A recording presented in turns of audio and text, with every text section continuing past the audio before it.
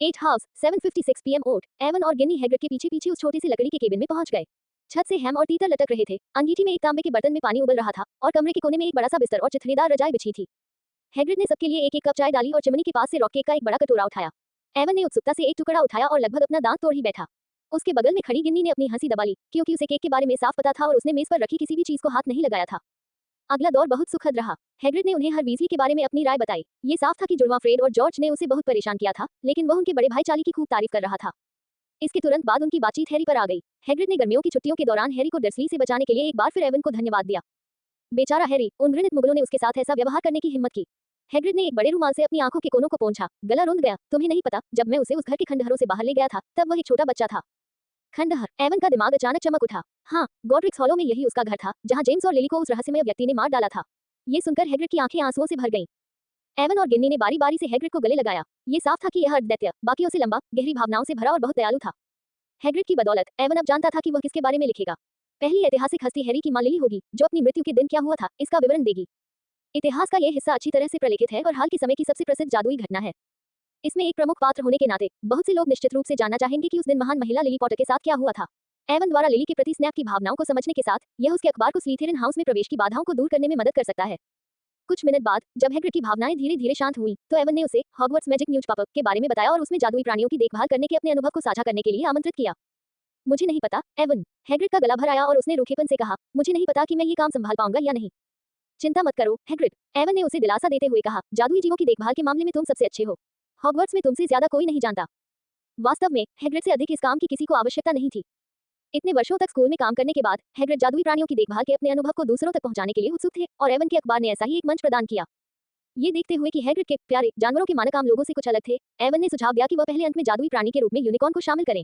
अन्यथा हैग्रिड के स्वभाव को देखते हुए वह 3 सिर वाले कुत्तों, 8 आंखों वाली मकड़ियों या ब्लास्ट एंड स्क्रूट्स जैसे भयानक जानवरों को सामने ला सकते थे। एक बार जब जादुई प्राणी का चयन हो गया तो बाकी सब बहुत आसान हो गया। हैग्रिड यूनिकॉर्न को ढूंढने के लिए जिम्मेदार था, जबकि एवन शुक्रवार दोपहर को लोगों को तस्वीरें लेने के लिए लाता था और हैग्रिड द्वारा प्रदान किए गए प्रजनन अनुभव को व्यवस्थित और संपादित करता था। जब एवन और गिन्नी महल लौटे तो उन्होंने देखा कि बुलेटिन बोर्ड के चारों ओर बहुत से लोग इकट्ठा होकर उत्साह से चर्चा कर रहे थे। उन्हें तुरंत समझ आ गया कि क्या हुआ था। सिर्फ एक दोपहर में फ्रेड और जॉर्ज ने स्कूल के सभी बुलेटिन बोर्ड पर प्रचार पोस्टर लगा दिए थे। अब हर कोई हॉगवर्ट्स मैजिक न्यूज़पेपर के बारे में बात कर रहा था। ये बहुत बढ़िया है, एवन। ये पूरी तरह से हमारा अपना अखबार है। तीसरे वर्ष का हफलपफ छात्र, जिसे एवन नहीं पहचान पाया था, अचानक उसके पास आया और उसके कंधे पर थपथपाया। मुख्य द्वार से लेकर ग्रेट हॉल तक लोग लगातार उसका स्वागत करने आते रहे, जिनमें से ज्यादातर छात्र थे जिन्हें एवन ने पहले कभी नहीं देखा था। फिर भी ऐसा लग रहा था जैसे वे सभी उसे जानते हों। खाने की मेज के पास फ्रेड और जॉर्ज मुस्कुराते हुए आए। फ्रेड ने कहा, प्रतिक्रिया अभूतपूर्व है, प्रभाव उत्कृष्ट है। जॉर्ज ने कहा, हमें पहले ही ऑर्डर मिलने शुरू हो गए हैं, कई लोग हमारी सदस्यता ले रहे हैं। वास्तव में प्रचार पोस्टरों की सफलता से समूह को खुशी तो मिली, लेकिन साथ ही उन पर दबाव भी महसूस हुआ। उस शाम ग्रिफिंडर कॉमन रूम के एक कोने में हॉगवर्ट्स मैजिक न्यूज़पेपर के सभी कर्मचारियों ने अपनी पहली बैठक की, जिसकी अध्यक्षता हरमाइन ने की। अब तक हमें कुल 168 सदस्यताएं प्राप्त हुई हैं, जिनमें से अधिकतर ग्रिफिंडोर के छात्रों से हैं। हरमाइन ने जल्दी से अपने हाथ में रखे चरणपत्र की जांच की, लेकिन किसी ने भी कोई लेख प्रस्तुत नहीं किया है और अब हमारे पास सामग्री की भारी कमी है। आराम करो, हरमाइन। एवन ने उसे दिलासा दिया, हमारे पास अभी भी समय है। बस 5 दिन बचे हैं और तुम में से किसी ने भी अपने अपने सेक्शन के लिए मुझे लेख नहीं भेजे हैं।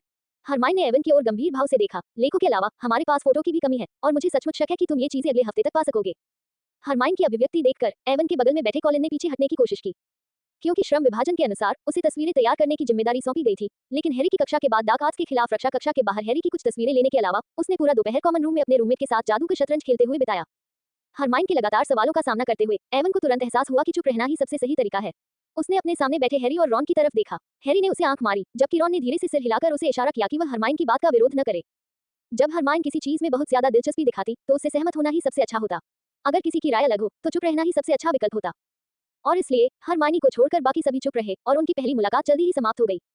हैरी और रॉन को हरमाइन तुरंत अपने साथ ले गई। वे ग्रिफिंडर क्विडिच कप्तान वुड का साक्षात्कार करने जा रहे थे तथा घर की क्विडिच टीम का परिचय देने वाला एक लेख लिखने की उम्मीद कर रहे थे। वह डरावनी है, हमारी माँ की तरह, फ्रेड ने कहा। बिल्कुल, अगर हम अगले सप्ताह स्वीकार्य लेख नहीं सौंपते हैं, जॉर्ज ने कहा। वह हमें मार डालेगी, जुड़वा बच्चों ने एक स्वर में कहा। इसके तुरंत बाद वे अपनी छोटी बहन गिन्नी को दूसरे कोने में ले गए। ऐसा प्रतीत होता है कि वे हॉगवर्ट्स की घूमती सीढ़ियों के बारे में कुछ लिखना चाहते थे। कोलिन विकासशील समाधान के लिए ऑर्डर भेजने के लिए आउल पोस्ट ऑफिस जाने के लिए तैयार हो गया, जबकि एवन अकेले चिमनी के पास बैठकर पत्र लिखने लगा। ये पत्र बाथिल्डा बैगशॉट को संबोधित था, जो प्रसिद्ध जादुई इतिहासकार और डंबलडोर की मित्र थी, जो गॉड्रिक्स हॉलो में रहती थी और पॉटर्स की पड़ोसी थी। वह वोल्डेमॉर्ट के हमले वाली रात तक वहां थी और इसलिए वह कई विवरण जानती थी। आधे घंटे बाद एवन ने पत्र पूरा कर लिया। वह अपनी लिखी बातों से बेहद संतुष्ट था। पत्र में उसने एक जूनियर की तरह प्रशंसा व्यक्त करते हुए अपना उद्देश्य स्पष्ट करते हुए लिली की मदद पाने की आशा व्यक्त की ताकि और भी युवा जादूगर लिली के बारे में जान सके और उसे हॉगवर्ट्स मैजिक न्यूज़पेपर का ऐतिहासिक सलाहकार बनने के लिए ईमानदारी से आमंत्रित किया। वह पत्र भेजने के लिए उल्लू डाकघर गया। उल्लू को धीरे धीरे रात में गायब होते देख एवन के मुंह के कोने पर एक मुस्कान आ गई। उसे पूरा विश्वास था कि जल्द ही महान हेडमास्टर प्रोफेसर डम्बलडोर को अपने पुराने दोस्त से इस बारे में पता चल जाएगा।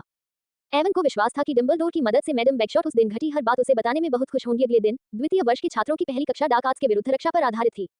हालांकि कल लॉकहार्ट की क्लास लगभग मजाकी थी, फिर भी लड़कियों को उसकी पूजा करने से नहीं रोका जा सका। मिसाल के तौर पर हरमाइन का जिद थी कि लॉकहार्ट ने जानबूझकर पिक्सीज को छोड़ा था ताकि सबको व्यावहारिक अनुभव मिल सके। इसलिए जब इवान डार्क आर्ट्स के खिलाफ रक्षा कक्षा में पहुंचा और उसने सभी लड़कियों को आगे की पंक्तियों में बैठे देखा तो उसे बिल्कुल भी आश्चर्य नहीं हुआ। जब सभी छात्र बैठ गए तो लॉकहार्ट कक्षा में चले गए। वे अभी भी प्रसन्नचित्त दिख रहे थे।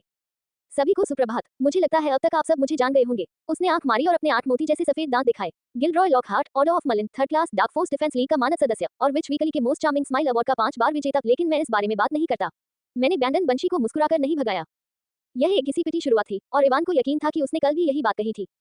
बहुत बढ़िया, मैं देख रहा हूँ कि आप सभी ने मेरी पूरी रचनाएं खरीद ली हैं।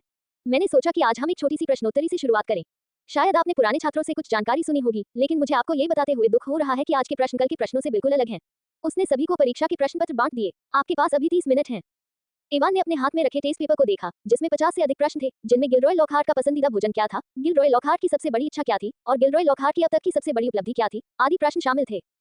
इवान ने कमजोरी से अपना माथा ढक लिया। दरअसल उसे एक भी सवाल का जवाब नहीं पता था। उसने लॉकहार्ट की कोई किताब खरीदी ही नहीं थी। लेकिन यह जरूरी नहीं था। उसने एक पल के लिए अपनी कलम चबाई, फिर परीक्षा के पेपर पर लिखना शुरू कर दिया। उसने लॉकहार्ट को हॉगवर्ट्स मैजिक डेली के बारे में बताने और उसे कैरेक्टर स्पॉटलाइट कॉलम के लिए एक दीर्घकालिक विषय बनने के लिए आमंत्रित करने की योजना बनाई। बेशक इवान ने यह बात एक प्रशंसक के लहजे में कही। अपने हाथ में लिए टेस्ट पेपर पर उन्होंने खुद को लॉकहार्ट का दीवाना प्रशंसक दिखाने की पूरी कोशिश की। यद्यपि इवान ऐसा नहीं था, फिर भी ये बहुत सरल था, क्योंकि उसके आसपास ऐसे कई लोग थे जो संदर्भ के रूप में काम कर सकते थे। उसने हरमाइन के लहजे की नकल करने की कोशिश की। अपने विवरण में हॉगवर्ट्स मैजिक डेली खास तौर पर लॉकहार्ट के लिए एक अखबार था। इवान का इरादा इस अखबार के जरिए लॉकहार्ट के प्रशंसकों को हॉगवर्ट्स में उनके अध्यापन की तस्वीरें और रोजमर्रा की जिंदगी दिखाने का था, जिससे उन्हें अपना प्रभाव और बढ़ाने में मदद मिले। इवान ने ऐसा करने के फायदे बताने में खूब स्याही बहा दी। जब तक उसने ये पत्र, जो अतिशयोक्तिपूर्ण चापलूसी से भरा था, लिखना समाप्त किया, तब तक ठीक 30 मिनट बीत चुके थे। इसके बाद लॉकहार्ट ने परीक्षा के प्रश्न पत्र एकत्र किए और पूरी कक्षा के सामने उन्हें देखा।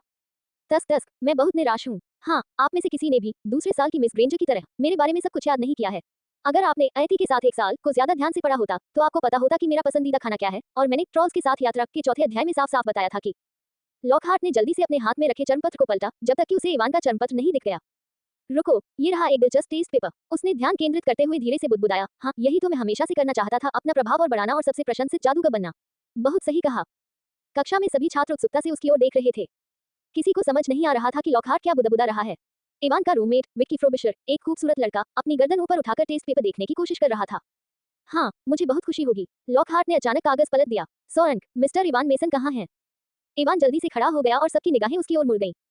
बहुत बढ़िया इवान, मुझे अपनी कहानियां अपने सबसे वफादार प्रशंसकों के साथ साझा करने में बहुत खुशी होगी, लॉकहार्ट ने मुस्कुराते हुए कहा। बहुत बढ़िया, ग्रिफिंडर को 10 अंक। जब इवान वापस बैठ गया तो उसके बगल में बैठे कॉलिन ने फुसफुसाते हुए कहा, इवान, ये तो अविश्वसनीय है। तुमने इस पर क्या लिखा है? कुछ खास नहीं, बस उसे कुछ तस्वीरें देने के लिए बुलाया है। अपना कैमरा तैयार रखना, कॉलिन, इवान ने मुस्कुराते हुए कहा। हम क्लास के बाद तस्वीरें लेना शुरू करेंगे। हमारे पास ज्यादा समय नहीं है। प्रारंभिक अंतराल को छोड़कर बाकी समय अपेक्षाकृत उबाऊ था। Defence against the dark arts लगभग एक पठन कक्षा बन गई थी, जहां लॉकहार्ट छात्रों से खड़े होकर बारी बारी से अपनी किताबें पढ़ने को कह रहे थे। जैसे ही सभी उगने लगे, कक्षा समाप्त हो गई। सभी छात्र जितनी जल्दी हो सके कक्षा से बाहर चले गए, सिवाय इवान के, जिसने अभी भी उलझन में पड़े कॉलिन को मंच के सामने खींच लिया।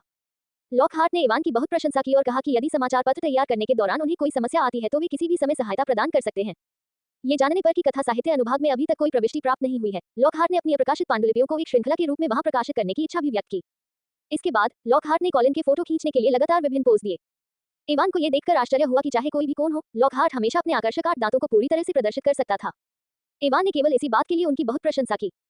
समय की कमी के कारण 1 दर्जन और तस्वीरें लेने के बाद इवान और कॉलिन को वहां से जाना पड़ा।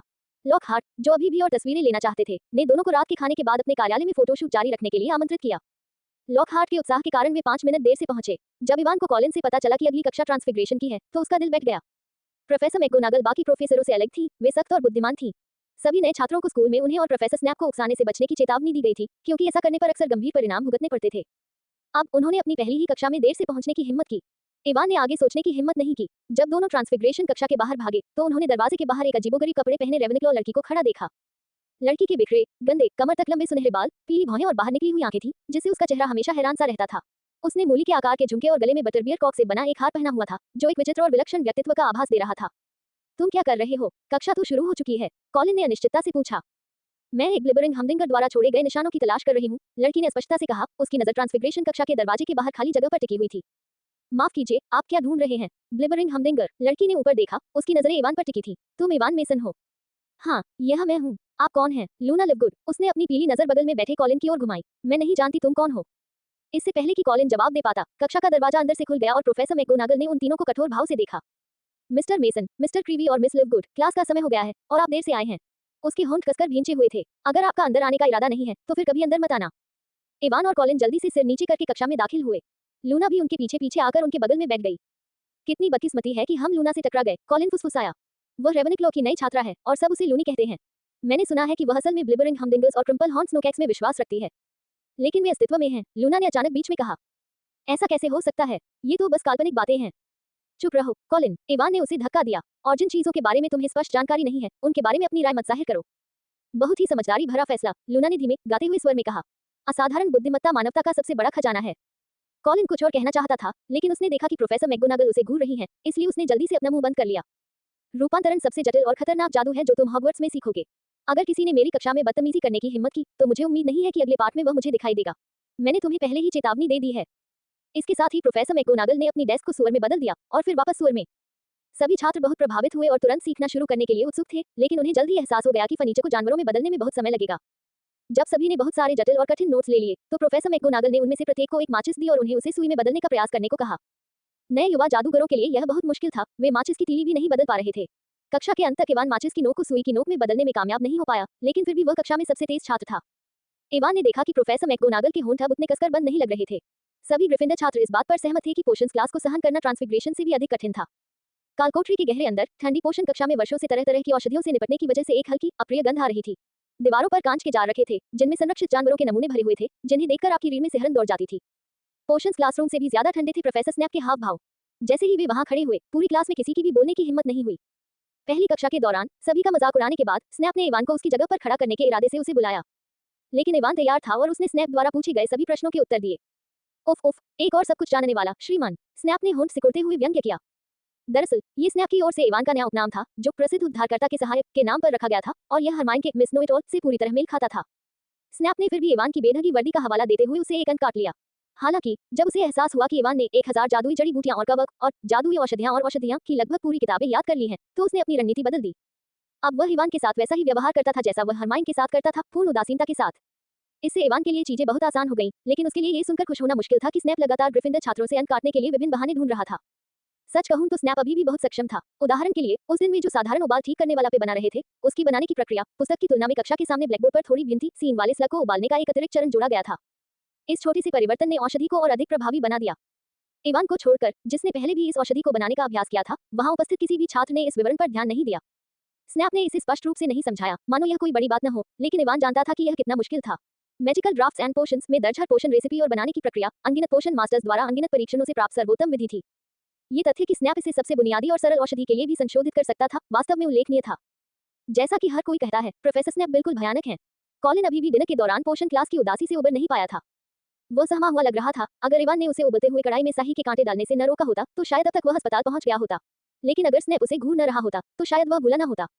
इस गलती के लिए उसके 2 अंक काट लिए गए और स्नैप ने उसे मूर्ख करार दिया। कॉलिन, खुश हो जाओ, प्रोफेसर स्नैप अपनी बात कहने में माहिर नहीं है, वह असल में एक अच्छे इंसान है, इवान ने उन्हें दिलासा दिया। रॉन, जो अभी अभी बैठा था, ये सुन लिया और तुरंत उठ खड़ा हुआ और आश्चर्य से बोला, हे भगवान, तुम स्नैप की तारीफ कर रहे हो? क्या तुम्हें उससे श्राप मिला है? मैं बस सच कह रहा हूँ, इवान ने उसकी बात अनसुनी करते हुए अपने सामने रखी पाई को खाने के लिए अपना सिर नीचे कर लिया। हेलो हैरी, हैरी को आते देख कॉलिन जल्दी से खड़ा हो गया और उत्साहित होकर बोला। हेलो कॉलिन, हैरी ने बेबसी से जवाब दिया। दूसरे लड़के को तो मानो अपनी कक्षा का कार्यक्रम याद हो गया था और उसने आज उसे 6-7 बार नमस्ते भी किया था, लेकिन कॉलिन बिना थके उत्साह में डूबा रहा, मानो यही दुनिया की सबसे रोमांचक बात हो। हैरी ने इवान की ओर विनती भरी निगाहों से देखा, लेकिन इवान उसकी मदद करने में असमर्थ था। वह कॉलिन और गिन्नी को हैरी को पसंद करने से नहीं रोक सका, ठीक उसी तरह जैसे वह हरमाइन को लॉकहार्ट को पसंद करने से नहीं रोक सका। ओह, इससे मुझे याद आया, ये सोचते हुए इवान हरमाइन की ओर मुड़ा। प्रोफेसर लॉकहार्ट हमारी मदद करने के लिए राजी हो गए हैं। उन्होंने मुझे रात के खाने के बाद अपने दफ्तर में मिलने के लिए बुलाया और अपनी पांडुलिपि, जो शायद उनकी किताब वॉयजेस विद वैम्पायर्स का एक अप्रकाशित अंश है, अखबार में धारावाहिक रूप से प्रकाशित करने का वादा किया। सच में, इवान, हरमाइन बहुत खुश दिखी। क्या आज रात है? क्या मैं तुम्हारे साथ चल सकती हूँ? मुझे लगता है कि यह ठीक रहेगा, लेकिन आज रात मुझे अभी भी कुछ लिखना है। तुम कॉलिन के साथ जा सकते हो और याद रखना कि खूब सारी तस्वीरें खींचो। ओह, मैंने सोचा था कि कल की भयानक defence against the dark arts class के बाद तुम्हें एहसास हो गया होगा कि वो असल में कैसा इंसान है, हरमाइन। रॉन बड़बड़ाया, वो तो बस एक धोखेबाज है जो कुछ नहीं कर सकता। बकवास, हरमाइन ने उसे घूर कर देखा। तुम सबने उसकी किताबें पढ़ी हैं, सोचो उसने कितने अद्भुत काम किए हैं। केवल उसके अनुसार बहस ज्यादा देर तक नहीं चली। रात के खाने के बाद हरमाइन और कॉलिन लॉकहार्ट के दफ्तर गए, जबकि हैरी और रॉन ग्रिफिंडर महल के भूत लगभग बिना सिर वाले निक को ढूंढने और उसे अखबार के लिए खबरें देने के लिए दूसरे भूतों से संपर्क करने को कहने पर राजी हो गए। इवान ने मूल रूप से उनके साथ जाने की योजना बनाई थी, लेकिन उसे अचानक बाथिल्डा बैकशॉट से एक उत्तर मिला, जिसमें वोल्डेमॉर्ट की हार के दिन हैरी के माता-पिता के जीवन के बारे में विस्तृत जानकारी दी गई थी, जिसमें विभिन्न विशिष्ट बातें भी शामिल थीं।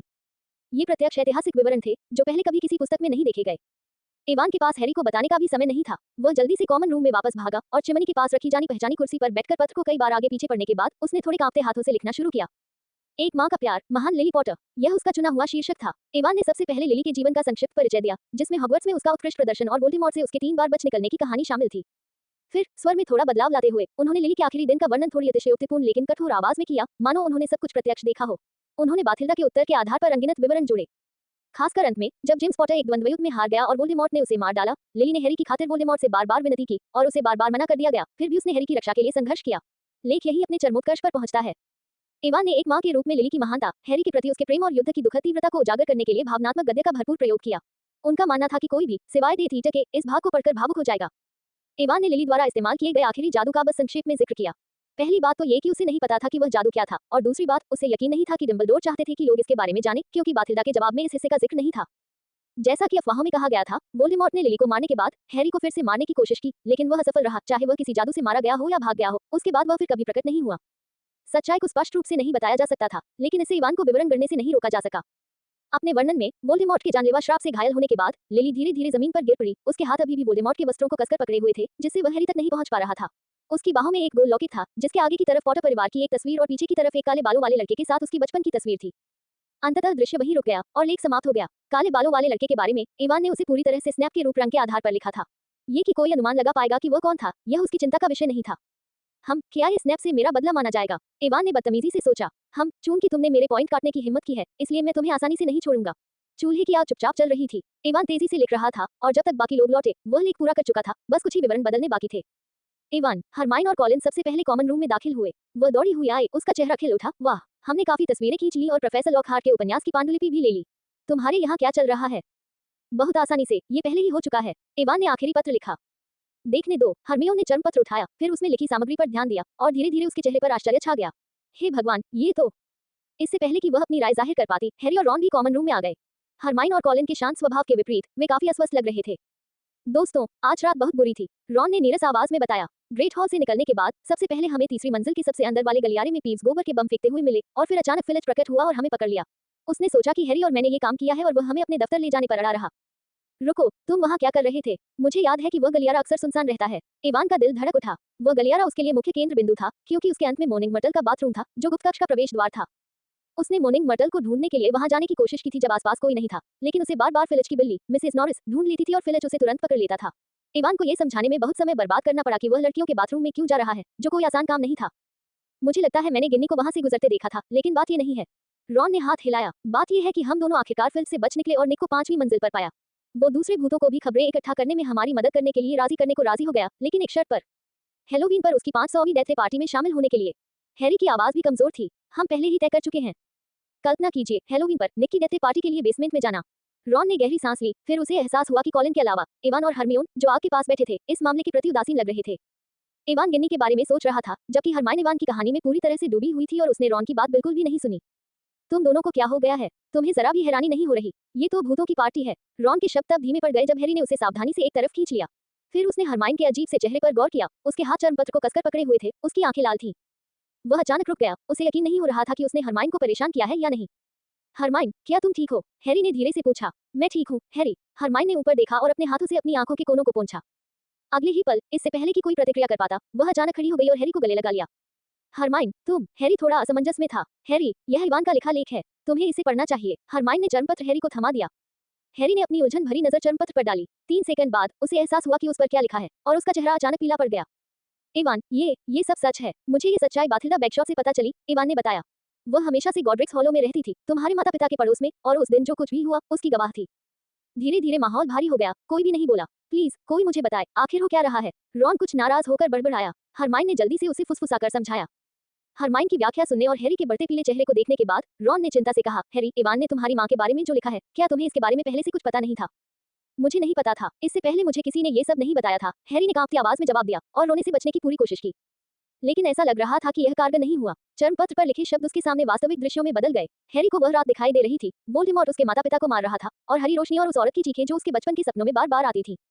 मुझे माफ करना, हैरी, काफी देर बाद इवान ने धीमी आवाज में कहा। तब उसे एहसास हुआ कि उसने जो लिखा था उससे हैरी को कितना नुकसान पहुंचा था। पिछले 10 सालों से हैरी को अपने माता पिता के बारे में लगभग कुछ भी पता नहीं था।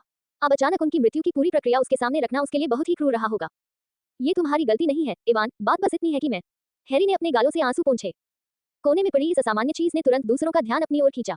हैरी नहीं चाहता था कि कोई उसे रोते हुए देखे, इसलिए वह अचानक मुड़ा और चर्मपत्र को कसकर हाथ में पकड़े हुए छात्रावास की ओर भागा। चिंता मत करो, उसे मेरे पास छोड़ दो। रॉन दौड़ता हुआ उसके पीछे गया। सोफे पर चिमनी के पास केवल एक उदास इवान, लाल आंखों वाली हरमाइन और एक कॉलिन जो अभी भी यह नहीं समझ पाया था कि क्या हो रहा था। ये सब मेरी गलती है, मैंने उसकी माँ के बारे में उसकी पूर्व अनुमति के बिना लिखा। दरअसल मुझे लगता है तुमने बहुत अच्छा लिखा है। हरमियोन पास आए और इवान को गले लगा लिया। हैरी को बस इसे समझने के लिए थोड़ा समय चाहिए। हरमाइन की सांत्वना सुनकर इवान का मूड थोड़ा सुधर गया। उसने बाथिल्डा बैकशॉट का जवाब हरमाइन को दिया और उन्होंने उस दिन हुई कुछ घटनाओं पर चर्चा की। धीरे धीरे विषय को दूसरे लेखों और अखबार के लेआउट पर ले गए। समय बीतता गया। कॉलिन कुछ देर बाद चला गया क्योंकि उसे तस्वीरें ठीक करनी थी। हरमाइन आधी रात तक वहीं रही और फिर मोटे चर्मपत्र को पकड़े हुए वापस सो गई। जब चूल्हे की आग लगभग बुझ गई तो इवान ही कॉमन रूम में बचा था। तभी उसने देखा कि गिन्नी बेढंगी सी रेंगती हुई अंदर आ रही है। वह बहुत अस्त व्यस्त लग रही थी, मानो अभी अभी किसी ट्रोल से लड़ी हो। उसके वस्त्र धूल से सने हुए थे और उसका चेहरा हैरी से भी ज्यादा पीला था, बिल्कुल रंगहीन। इवान का दिल बैठ गया। क्या गुप्त कक्ष खुल गया था? गिन्नी, तुम? चिंता मत करो, इवान। गिन्नी के पीछे पीछे फ्रेड भी रेंगता हुआ अंदर आया। गिन्नी ने एक नए खोजे गए गुप्त मार्ग की पुष्टि करने के लिए हमारा पीछा किया और थोड़ी परेशानी में पड़ गई। पीव्स को गोबर के बमों का एक पूरा डिब्बा मिल गया। यह एक बड़ी आपदा थी। खुशकिस्मती से हम तेजी से भागे। जॉर्ज भी रेंगते हुए अंदर आया।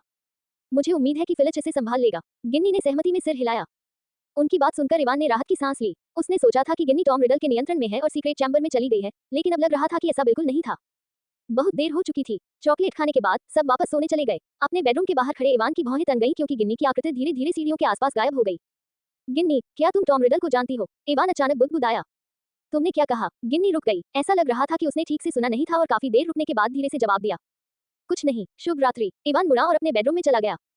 शुभ रात्रि, इवान। मोमबत्ती की रोशनी में लड़की की भूरी आंखें असामान्य रूप से चमकदार थीं।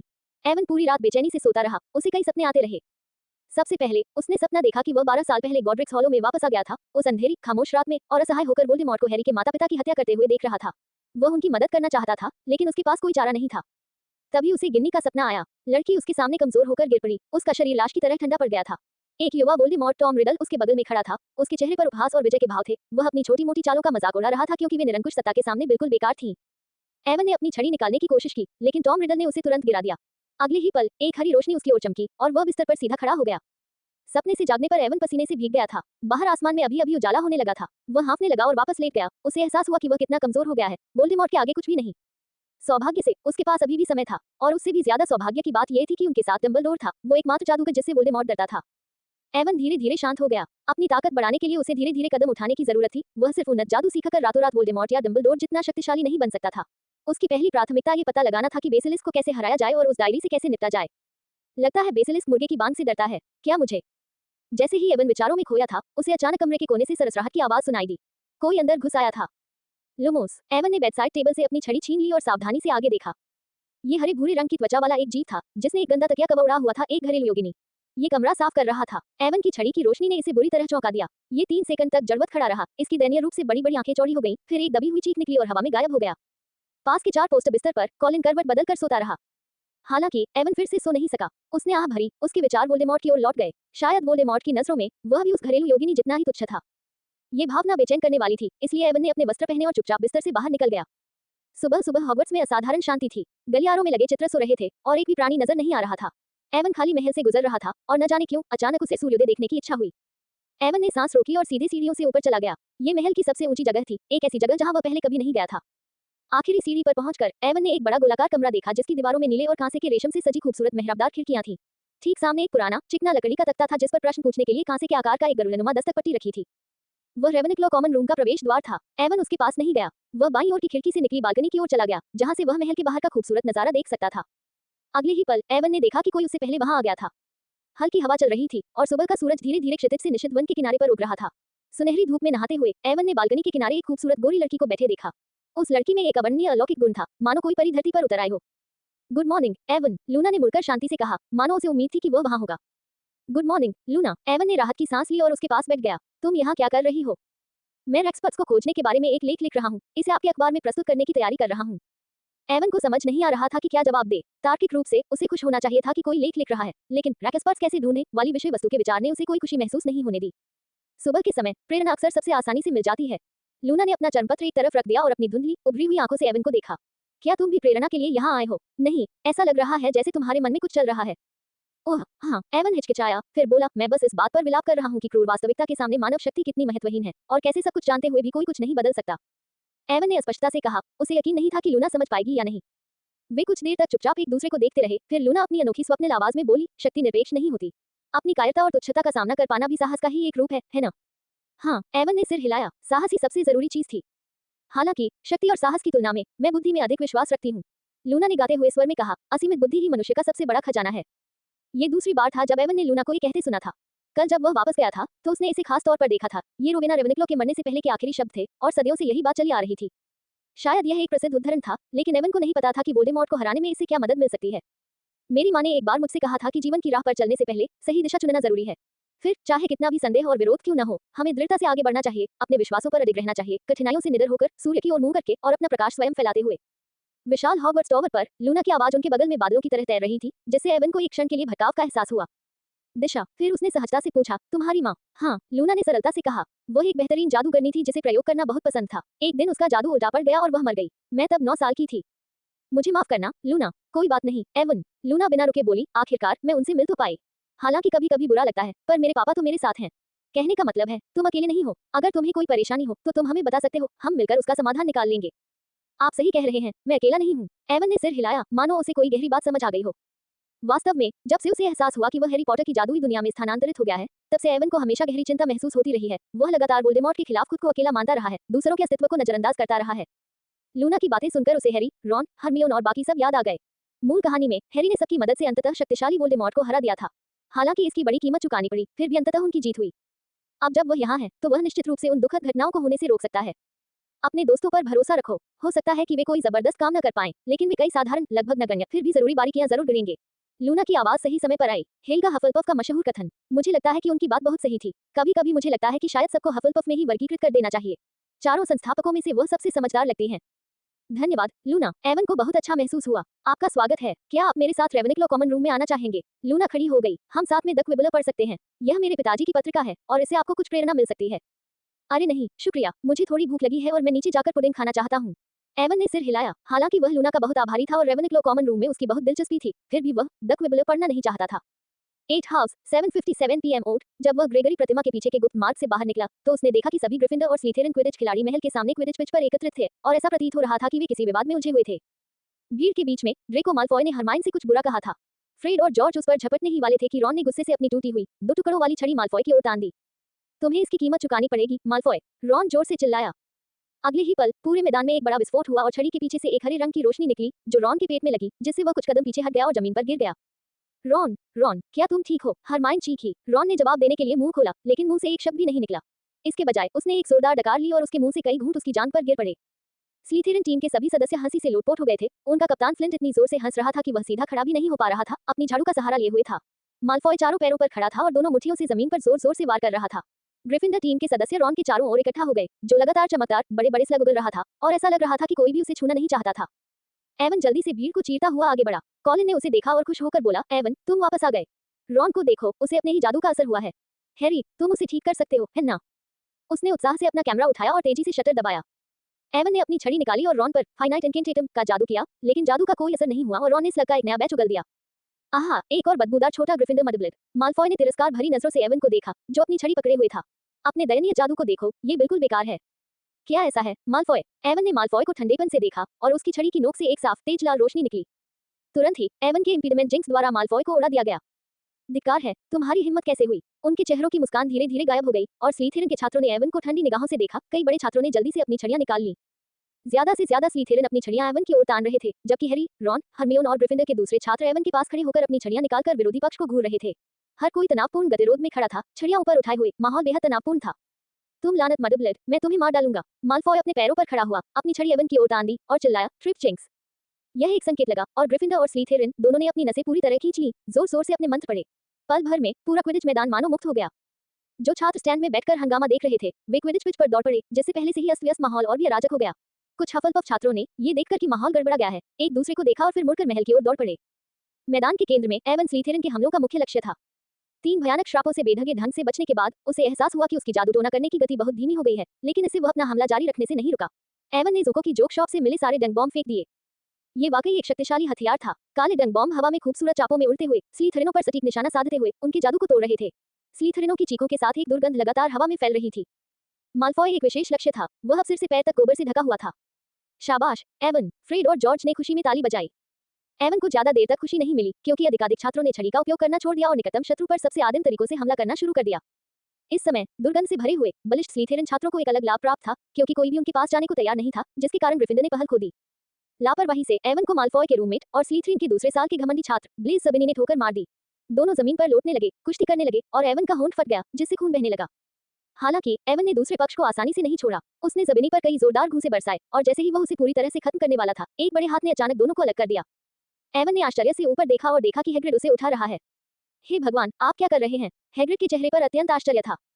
कुछ ही दूरी पर हैरी और माल्फॉय कुश्ती कर रहे थे। रॉन लगातार गोयल पर, जो उसके बगल में था, गोलियां बरसा रहा था। हरमाइन के बाल बिखरे हुए थे, लेकिन वह उन कुछ लोगों में से एक थी जो अभी भी अपनी छड़ी पकड़े हुए थी। जहां तक कॉलिन और नेवल की बात है, वे क्रैबे के साथ मिलकर लड़ रहे थे और अन्य क्विडिच खिलाड़ी भी व्यक्तिगत रूप से लड़ रहे थे। जहां तक फ्रेड और जॉर्ज का सवाल है, दोनों ने किसी तरह अधिक डंक बॉम्ब प्राप्त कर लिए थे और 1 दर्जन से अधिक स्लीथेरिन छात्रों को मार गिराने में सफल रहे थे। कुछ सेकंड बाद क्विडिच पिच पर एक तेज आवाज गूंजी। लगभग सभी प्रोफेसर महल से बाहर आ गए थे और डंबलडोर मुख्य द्वार के बाहर अपनी छड़ी ऊंची उठाए हुए सख्ती से खड़ा था। सामूहिक झगड़ा, हॉगवर्ट्स में बिताए अपने इतने सालों में मैंने ऐसा कभी नहीं देखा। प्रोफेसर मैगोनागल साफ तौर पर गुस्से में थी। ग्रिफिंडर और स्लीथेरिन दोनों के 100 अंक काट लिए जाएंगे। अगर ऐसा दोबारा हुआ तो मैं तुम्हें क्विडिच मैचों से अयोग्य घोषित कर दूंगी। लेकिन प्रोफेसर, उन्होंने इसे शुरू किया। ग्रिफिंडर क्विडिच कप्तान ओलिवर वुड ने उत्सुकता से समझाने की कोशिश की। चुप रहो वुड, प्रोफेसर मैगोनागल के स्वर में निराशा झलक रही थी। मुझे तुमसे इससे बेहतर की उम्मीद थी। कौन जिम्मेदार है? प्रोफेसर स्नैप की उदास आवाज सुनाई दी, लेकिन उनकी नजर हैरी और एवन पर टिकी थी, जो उसके बगल में खड़े थे। ये एवन मेसन और हैरी पॉटर हैं। लगभग सभी स्लीथेरिनों ने तुरंत उन दोनों की ओर इशारा किया। वे झूठ बोल रहे हैं। माल्फॉय ने इसकी शुरुआत की थी। ग्रिफिंडर भी पीछे नहीं रहना चाहता था। उसने एवन और हरमाइन को मडब्लड्स कहा। रॉन ने कहा और बोलते हुए जमीन पर एक घोंघा थूक दिया। चुप रहो वीसली, मैं खुद बता सकता हूँ कि कौन झूठ बोल रहा है। स्नैप ने घृणा से एक तरफ हटकर हैरी और एवन की ओर देखा। जहां तक तुम्हारा सवाल है सेवेरस, मुझे लगता है कि वे मेरे घर के छात्र हैं। प्रोफेसर मैगोनागल ने सही मौके पर बीच में ही टोक दिया। मैं तय करूंगी कि उन्हें कैसे सजा दूं। सजा का फैसला तुरंत किया गया। लड़ाई में शामिल सभी लोगों को हिरासत में ले लिया गया। लॉकहार्ट के आग्रह पर हैरी, इवान और हरमाइन को उनके प्रशंसक मेल का जवाब देने के लिए नियुक्त किया गया, जबकि रॉन, कॉलिन और नेविल को ट्रॉफी रूम में चांदी चमकाने में फिलिच की मदद करने के लिए भेजा गया। माल्फॉय के अलावा, जिसे स्नैप के कार्यालय की सफाई करनी थी, शेष स्लीथेरिन और ग्रिफिंडर क्विडिच टीमों को क्विडिच पिच की सफाई करनी थी। ये कार्य फ्रेड और जॉर्ज द्वारा फेंके गए ढेर सारे गोबर बमों के कारण और भी कठिन हो गया था। रात के खाने पर हैरी पूरी तरह से निराश लग रहा था। उसने दूसरों से कहा कि लॉकहार्ट के प्रशंसकों के मेल का जवाब देना बहुत मुश्किल होगा और वह चांदी चमकाना या क्विडिच पिच साफ करना ज्यादा पसंद करेगा। हरमाइन उससे भी ज्यादा उदास थी। उसने चिढ़कर कहा, देखो तुमने क्या बिगाड़ा है। अखबार की आधिकारिक छपाई में बस एक ही दिन बचा है और सब लोग हिरासत में हैं। ये तो एक बुरा सपना है। इवान, तुम्हें इतना उतावला नहीं होना चाहिए था और रॉन को भी नहीं। तुम अभी भी गालियां बक रहे हो। माल्फॉय के लिए ये सब ठीक नहीं है। हरमाइन के आरोप सुनकर रॉन को समझ नहीं आया कि क्या जवाब दे। उसने अपना सिर नीचे किया और हैरी से फुसफुसाकर कहा कि लड़ाई के दौरान हरमाइन सबसे ज्यादा उत्तेजित लग रही थी, लेकिन अब वह दूसरों पर ज्यादा आवेगी होने का आरोप लगा रही है। बेशक उसकी आवाज इतनी धीमी थी कि हैरी के बगल में बैठे इवान के अलावा किसी ने उसकी आवाज नहीं सुनी। शांत हो जाओ हरमाइन, फ्रेड ने उसे दिलासा दिया। आखिरकार हम जीत ही गए, है ना? ये पहली बार था जब हमने खुलेआम किसी पर गोबर के बम से हमला किया था और इसका प्रभाव अद्भुत था। जॉर्ज ने संतुष्टि के साथ स्लीथेरिन टेबल को देखा। एक दुर्गंध हवा में फैली हुई थी और कोई भी उसके पास नहीं जाना चाहता था। इस जीत का जश्न मनाने के लिए हमें एक पार्टी करनी चाहिए, उन दोनों ने कहा। लोगों पर गंदी चीजें फेंकना, मुझे सचमुच तुम्हारी माँ को पत्र लिखकर इस बारे में बताना चाहिए। हरमाइन ने गुस्से से उन्हें घूरा। उन्हें अकेला छोड़ दो हरमाइन। इवान ने जल्दी से जुड़वा बच्चों की तरफ से हस्तक्षेप किया। आखिरकार वे हमारी मदद करने की कोशिश कर रहे थे। माल्फॉय ने तुम्हें और मुझे पहले मडब्लड्स कहा था। इसका क्या मतलब है? हाँ, मैं कह सकती हूँ कि यह बहुत असभ्य है। हरमाइन थोड़ा शांत हुई। बहुत ही बुरा शब्द है, रॉन ने समझाया। मडब्लड मुगल वंश के लोगों के लिए एक अपमानजनक शब्द है, यानी वे लोग जिनके माता पिता के पास जादू नहीं है। कुछ जादूगर, जैसे माल्फॉय परिवार, हमेशा खुद को दूसरों से श्रेष्ठ समझते हैं क्योंकि वे तथाकथित शुद्ध रक्त वाले होते हैं। रक्त संबंधी भेदभाव, इवान ने आगे कहा। वोल्डेमॉर्ट ने मुगलों का वध करने के लिए इसी बहाने का इस्तेमाल किया। यू नो हू का नाम सुनते ही डाइनिंग हॉल में अचानक सन्नाटा छा गया। कई लोग कांप उठे, खासकर गिन्नी, जो बहुत डरी हुई लग रही थी। अभी के लिए इसकी चिंता मत करो, अब हमें क्या करना चाहिए? हरमाइन सबसे पहले शांत हुई। मेरे पास प्रोफेसर लॉकहार्ट को हमें जल्दी जाने देने के लिए मनाने का एक तरीका है। सच में, इवान, हैरी ने अचानक अपनी आवाज ऊंची कर दी। बिल्कुल, हैरी, लेकिन इसका मतलब है कि तुम्हें वहीं रहना होगा। इवान की बातें सुनकर हैरी फिर से निराश हो गया। जब उन्होंने भोजन समाप्त किया और लॉकहार्ट के कार्यालय पहुंचे, तो इवान ने लॉकहार्ट से अनुरोध किया कि वे उसे और हरमाइन को पांडुलिपि पर काम करने की अनुमति दे, तथा समझाया कि हॉगवर्ट्स मैजिक न्यूज़पेपर के आधिकारिक प्रकाशन में केवल एक दिन शेष है और उन्हें अभी भी बहुत काम करना है। लॉकहार्ट ने इवान के अनुरोध को तुरंत स्वीकार कर लिया, क्योंकि उनकी नजर में यह अखबार विशेष रूप से उनके प्रशंसकों के लिए था। हैरी की दयनीय निगाहों को नजरअंदाज करते हुए इवान ने बिना पीछे देखे हरमाइन को खींच लिया। दोनों चरणपत्रों का एक बड़ा ढेर लेकर लाइब्रेरी की ओर तेजी से चल पड़े। बहुत काम करना है, इवान ने व्यंग्यात्मक मुस्कान के साथ कहा। ठीक है, हम गिन्नी से मदद मांग सकते हैं, उसे हिरासत में नहीं रखा जाना चाहिए। वह फ्रेड और जॉर्ज को क्विडिच पिच साफ करने में मदद करने गई थी। ये गोबर के बम के अवशेषों से ढकी हुई है। ऐसे भाइयों के साथ मुझे सचमुच उस पर तरस आता है। ठीक है, हरमाइन, इवान ने आह भरी। फ्रेड और जॉर्ज अच्छे लोग हैं, सब उन्हें पसंद करते हैं। मैं यह नहीं कह रहा कि वे बुरे लोग हैं, लेकिन यदि इतनी शरारतें न होती तो शायद। ओह हरमाइन, मैं पहले ही पूछना चाहता था कि तुम क्या लिख रही हो। ये देखकर कि हरमाइन आगे बोलना चाहती है, इवान ने तुरंत विषय बदल दिया। एक लेख जो सभी से कैंपस में होने वाली बदमाशी पर ध्यान देने का आग्रह करता है। हरमाइन रुकी, लेकिन जब आपने मड ब्लड का मतलब समझा दिया है, तो मैं इसे बदलकर मुगल जनित जादूगरों के वैध अधिकारों की रक्षा करने वाली हूँ। आज रात मेरा काम इसे पूरा करना है, बाकी सब आप पर निर्भर है। ये कहकर हरमाइन लाइब्रेरी में प्रासंगिक पुस्तकें ढूंढने के लिए उठ खड़ी हुई। इवान ने स्वयं ही विज्ञापन अनुभाग को पुनर्गठित किया और आज हुई लड़ाई को प्रथम पृष्ठ की सुर्खी बनाया। समय उड़ता गया और पिछले 2 दिनों से ग्रिफिंडर उत्सव के मूड में था। शनिवार दोपहर को हुए इस अराजक झगड़े के बारे में कई लोगों ने सुना था। हालांकि अंतिम परिणाम गतिरोध वाला रहा, लेकिन बदबूदार स्लिथेरिन छात्रों को देखकर ही साफ हो गया कि ग्रिफिंडर ने वास्तव में उन पर भारी विजय प्राप्त कर ली थी। हर तरफ अफवाहें उड़ रही थीं और इवान एक बार फिर सबका ध्यान अपनी ओर खींच रहा था। वह जहां भी जाता, लोग तालियां बजाते, खासकर उस दृश्य पर जब उसने माल्फॉय को उड़ा दिया था, जिसके कम से कम 1 दर्जन संस्करण स्कूल में घूम रहे थे। इसके अलावा रॉन, जो लगातार स्लग थूक रहा था, भी चर्चा का विषय था। सब यही चर्चा कर रहे थे कि किस तरह के जादू का इतना असर हो सकता है, और लाइब्रेरी की लगभग सभी जादू की किताबें उधार ली हुई थी।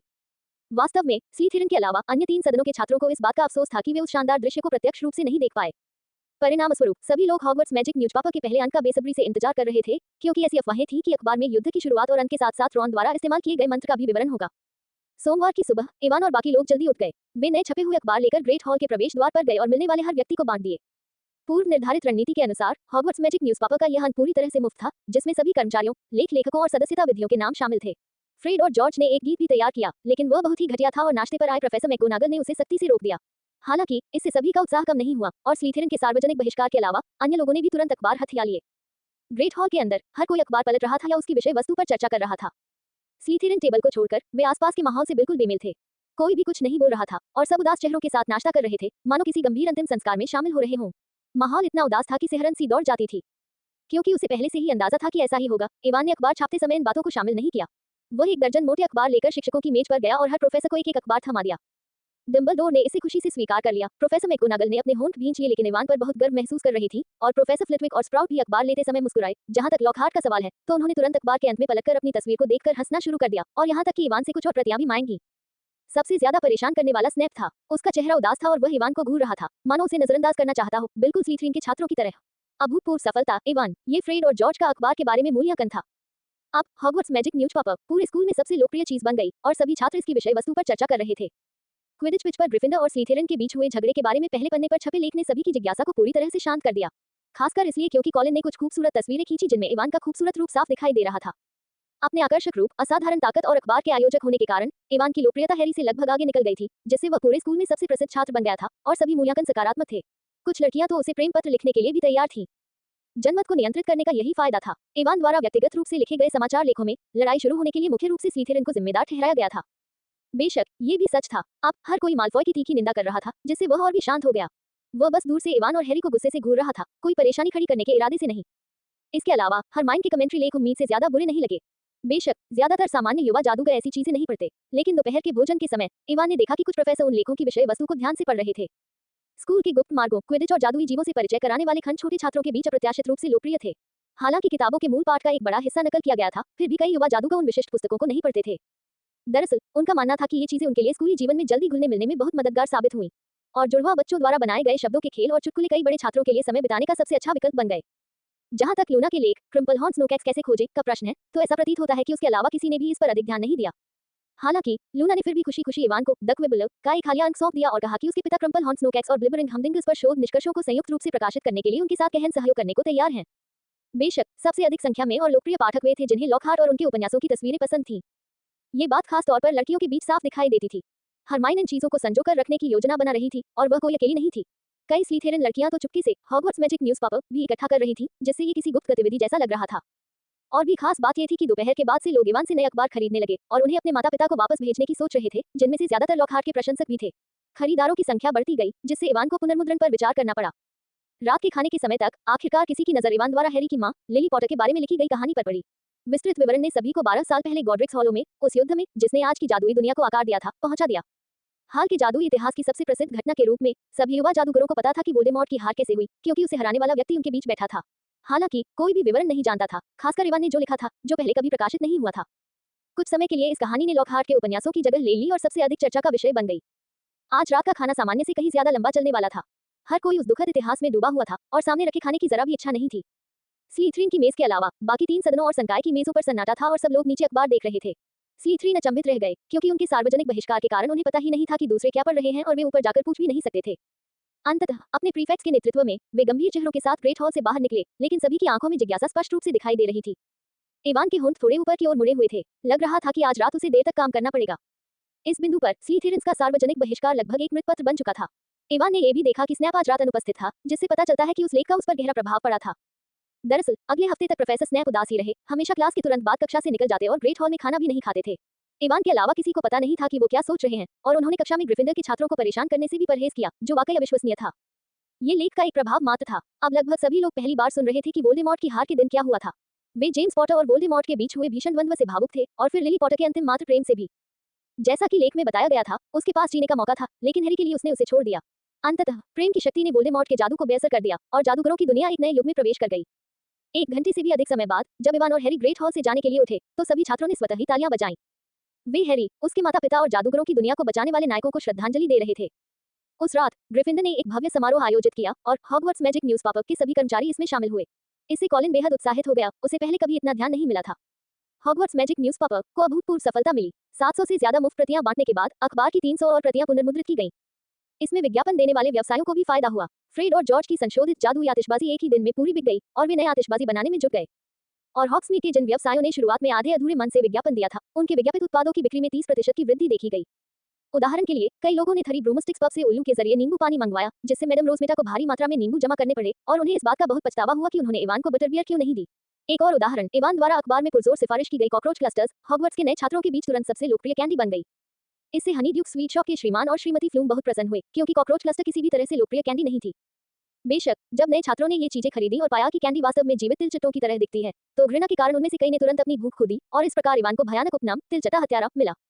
कुछ दिनों बाद सभी हॉग्समीड व्यापारियों ने संयुक्त रूप से एक पत्र भेजा, जिसमें इवान को इस सप्ताहांत पुनः आने का निमंत्रण दिया गया ताकि आगे सहयोग पर चर्चा की जा सके।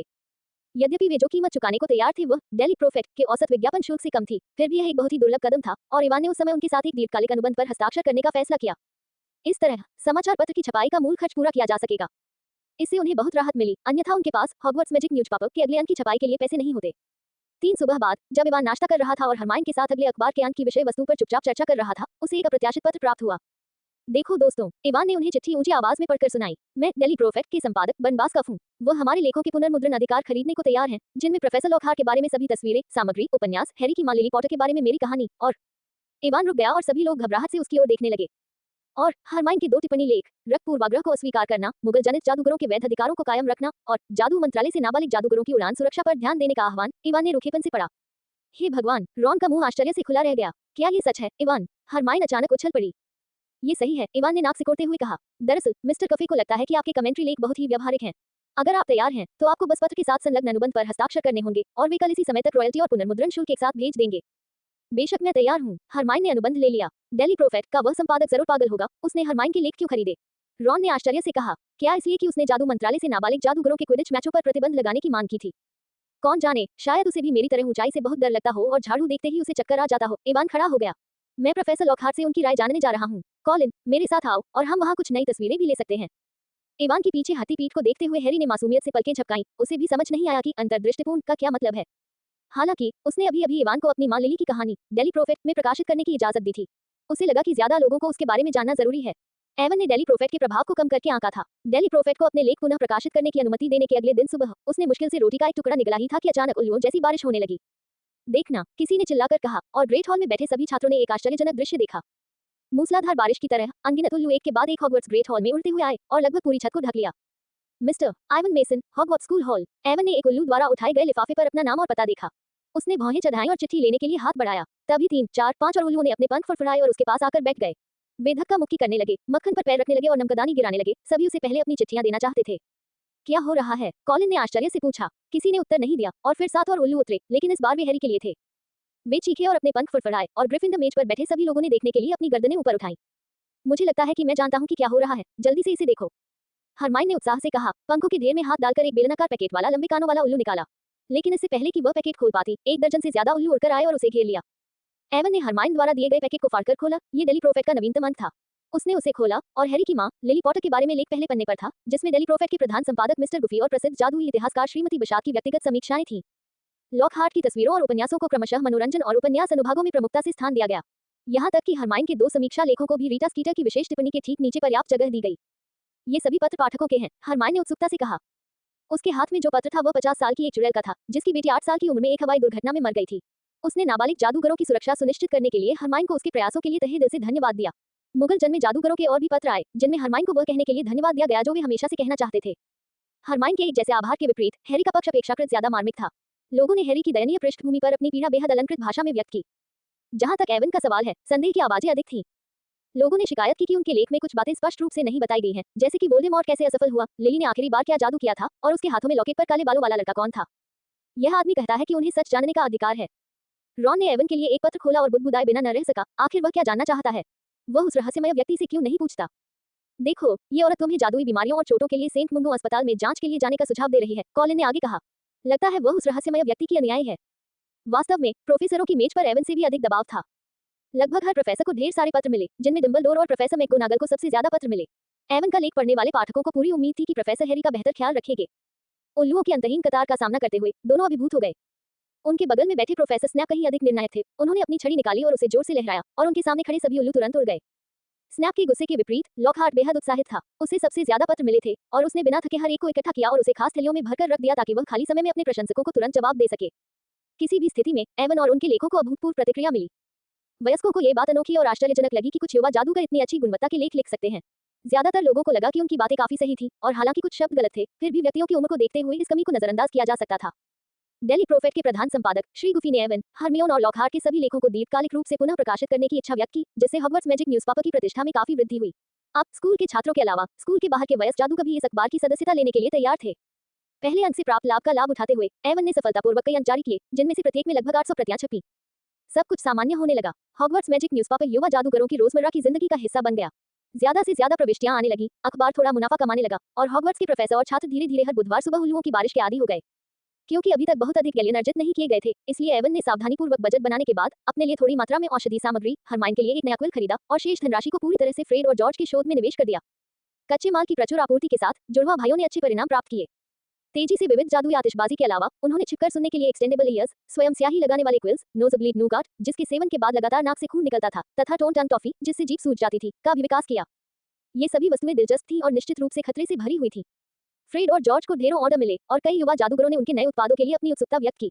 हालांकि पसी और हरमियोन उन्हें अधूरे शोध उत्पाद दूसरों को देने नहीं देते थे, इसलिए उनके पास खुद पर प्रयोग करने के अलावा कोई विकल्प नहीं था, जिसके कारण जुड़वा बच्चों को स्कूल के अस्पताल में ज्यादा से ज्यादा समय बिताना पड़ा। मैडम पॉम्फ्रे, जो कि मैट्रन थी, बहुत परेशान थी। फ्रेड और जॉर्ज की लगातार परेशानी के बिना भी वह हर दिन बहुत व्यस्त रहती थी। ऐसा इसलिए था क्योंकि अक्टूबर से स्कूल में अचानक सर्दी की महामारी फैल गई थी।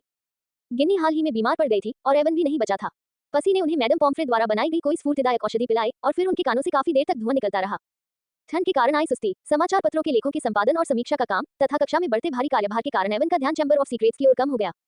खुशकिस्मती से थोड़ा पीला पड़ने के अलावा गिन्नी का व्यवहार हाल ही में असामान्य नहीं रहा था।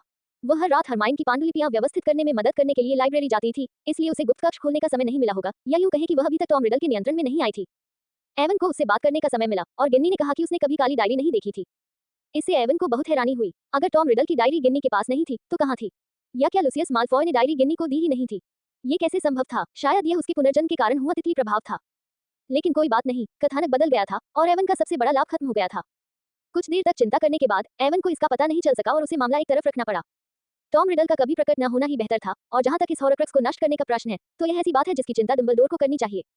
8 हाउस 7:57 PM ओट, अज्ञात भविष्य का सामना करते हुए एवान ने अपेक्षाकृत सावधानी के साथ प्रतीक्षा करना चुना। यदि डायरी लूसियस द्वारा स्कूल में रखी गई होती तो टॉम रिडल की ताकत से चैम्बर ऑफ सीक्रेट्स पहले ही खुल जाना चाहिए था। इवान को अभी भी याद है कि मूल कहानी में पहला हमला हैलोवीन पर हुआ था। हैलोवीन पर उसने मूल रूप से ग्रेट हॉल में रहने की योजना बनाई थी ताकि वह गिन्नी पर नजर रख सके या ये देख सके कि क्या कोई और संदिग्ध है। लेकिन हरमाइन इससे सहमत नहीं थी। उसने जोर देकर कहा कि इवान उनके साथ लगभग हेडलेस निक की डेथ पार्टी में जाए। हरमाइन, मेरा जुकाम अभी ठीक हुआ है, इसलिए मुझे जिंदा रहने दो, इवान ने दयनीय भाव से कहा। इसके अलावा मुझे अभी भी सामग्री इकट्ठा करनी है। अगले हफ्ते के पहले पन्ने की सुर्खी इस हैलोवीन दावत के बारे में होगी। तुम्हारा जुकाम पिछले मंगलवार को ठीक हो गया था, इवान। हरमाइन ने सिर हिलाकर मना कर दिया। कॉलिन और गिन्नी सामान इकट्ठा करने का काम संभाल लेंगे। निक ने हाल ही में हमें बहुत सारी खबरें दी हैं, इसलिए आज रात तुम बिल्कुल भी मिस नहीं कर सकते। लेकिन मैंने सुना है कि डंबलडोर ने एक कंकाल नृत्य मंडली बुक की है, हैरी ने झिझकते हुए कहा। वह और रॉन भी डेथ पार्टी में शामिल नहीं होना चाहते थे। किया गया वादा निभाया गया वादा है। हरमाइन ने अपना सिर घुमाया और हैरी को याद दिलाया। तुमने और रॉन ने निक से वादा किया था कि तुम उसकी डेथ पार्टी में जाओगे। तो उस शाम 7 बजे इवान, हैरी, रॉन और हरमियोन सीधे उस दरवाजे से अंदर गए जो सीधे भीड़-भाड़ वाले ग्रेट हॉल की ओर जाता था। हॉल टिमटिमाती मोमबत्तियों और मेजों पर मनमोहक सुनहरी प्लेटों से जगमगा रहा था। फिर भी विकाल कोठरियों की ओर बढ़ गए। यद्यपि वे हर बार पोषण कक्षा में जाते समय इस गलियारे से गुजरते थे, लेकिन आज रात यह विशेष रूप से भयावह था। गलियारे के दोनों ओर मोमबत्तियां लटकी हुई थी, लेकिन उनका प्रभाव सुखद नहीं था। वे सभी छोटी, पतली, काली मोमबत्तियां थीं, जो जलने पर एक भयानक नीली रोशनी से टिमटिमा रही थी, जिससे उनके 4 जीवन चेहरे भी उदास दिखाई दे रहे थे। उनके हर कदम के साथ तापमान गिरता गया। इवान को छींक आए और उसने अपने कपड़े और कस लिए। तभी उसे एक आवाज सुनाई दी, मानो एक विशाल ब्लैकबोर्ड पर हजारों नाखून घिस रहे हों। यह क्या है? रॉन ने भयभीत होकर पूछा। मुझे लगता है ये संगीत है, हैरी ने जवाब में फुसफुसाया। उन्होंने एक कोने को मोड़ा और देखा कि लगभग सिर्फ ही निक एक दरवाजे पर खड़ा था, जिसने काले मखमल के पर्दे पहने हुए थे। मेरे प्यारे दोस्तों, उन्होंने असीम दुख के साथ कहा, आपका स्वागत है, आपका स्वागत है। मुझे बहुत खुशी है कि आप आ सके। उसने अपनी पंखदार टोपी उतार दी और झुककर उन्हें अंदर बुलाया। उनके सामने का दृश्य अविश्वसनीय था। कालकोठरी कक्षा सैकड़ों मोती सफेद पारदर्शी आकृतियों से भरी हुई थी। उनमें से अधिकांश एक भीड़ भरे डांस फ्लोर पर घूम रही थी। काले कपड़े से ढके मंच पर बैठे एक बैंड द्वारा बजाई जा रही थी संगीत में आरी की भयानक कांपती हुई ध्वनियों पर नाच रही थी। ऊपर लगे झूमर में 1000 मोमबत्तियां जलाई गई थी, जिनसे आधी रात जैसी नीली चमक फैल रही थी। इवान ने देखा कि उसकी सांसें उसके सामने धुंध के बादल बना रही थी, मानो वह किसी शीत भंडारण कक्ष में चला गया हो। ठीक है, अब हमें क्या करना चाहिए? चलो पहले चारों ओर देखते हैं, हैरी ने अपने पैरों को गर्म करने की इच्छा से सुझाव दिया। सावधान रहो, किसी के ऊपर से न गुजरो, रॉन ने घबराते हुए कहा। वे धीरे-धीरे डांस फ्लोर के किनारे पर चले गए और उनके पास से उदास ननों का एक समूह, जंजीरों में जकड़ा एक फटेहाल आदमी और एक मोटा भिक्षु गुजरा। तभी उन्हें खूनी बैरन दिखाई दिया। वह स्लीथेरिन भूत था, दुबला-पतला, बड़ी-बड़ी आंखों वाला, चांदी जैसे खून की धब्बों से ढका हुआ। किसी की भी उसके पास जाने की हिम्मत नहीं थी, दूसरे भूत उससे दूर ही रह रहे थे। ओह प्रिय, हरमियोन अचानक रुक गई। मुड़ो मुड़ो, मैं मोर्निंग मर्टल से बात नहीं करना चाहती। कौन? हैरी फुसफुसाया। वह भूत, वह तीसरी मंजिल पर लड़कियों के शौचालय में रहती है, हरमाइन ने कहा। शौचालय में रहता है? हाँ, वो शौचालय साल भर बंद रहता है क्योंकि वो हमेशा नखरे दिखाती रहती है और हर जगह पानी छिड़कती रहती है। हर कोई वहां जाने से बचता है, अगर हो सके तो। बहुत बुरा लगता है जब आप शौचालय जाने की कोशिश कर रहे हो और वो आप पर चिल्ला रही हो। जैसे ही हरमाइन ने बोलना समाप्त किया, वह इवान को सीधे मर्टल की ओर आते देखकर आश्चर्यचकित हो गई। वह क्या कर रहा है? कौन जाने, शायद मर्टल इवान की पसंद की हो। रॉन अचानक हंसा। हाँ हाँ, ये तो बड़ी खबर है। हरमाइन ने रॉन को घूरकर देखा और वे तीनों भी तुरंत उसके पीछे चले गए। दरअसल चून की गुप्त कक्ष का प्रवेश द्वार उस शौचालय के अंदर था जहां मर्टल रहती थी। इवान उससे पूछना चाहता था कि क्या उसने हाल ही में वहां किसी अपरिचित व्यक्ति को जाते देखा है। ये बात अब विशेष रूप से महत्वपूर्ण हो गई है क्योंकि टॉम रिडल की डायरी गायब है। कोई भी सुराग, चाहे वह कितना भी छोटा क्यों न हो, अनदेखा नहीं किया जा सकता था। लेकिन इससे पहले कि इवान कुछ बोल पाता, उसने अपने सामने एक भूत को प्रकट होते देखा, जिसने एक चमकीली नारंगी रंग की पार्टी टोपी, एक घूमती हुई बोटाई और चौड़े मुस्कुराते चेहरे पर एक दुष्ट मुस्कान पहन रखी थी। ये पीव्स था।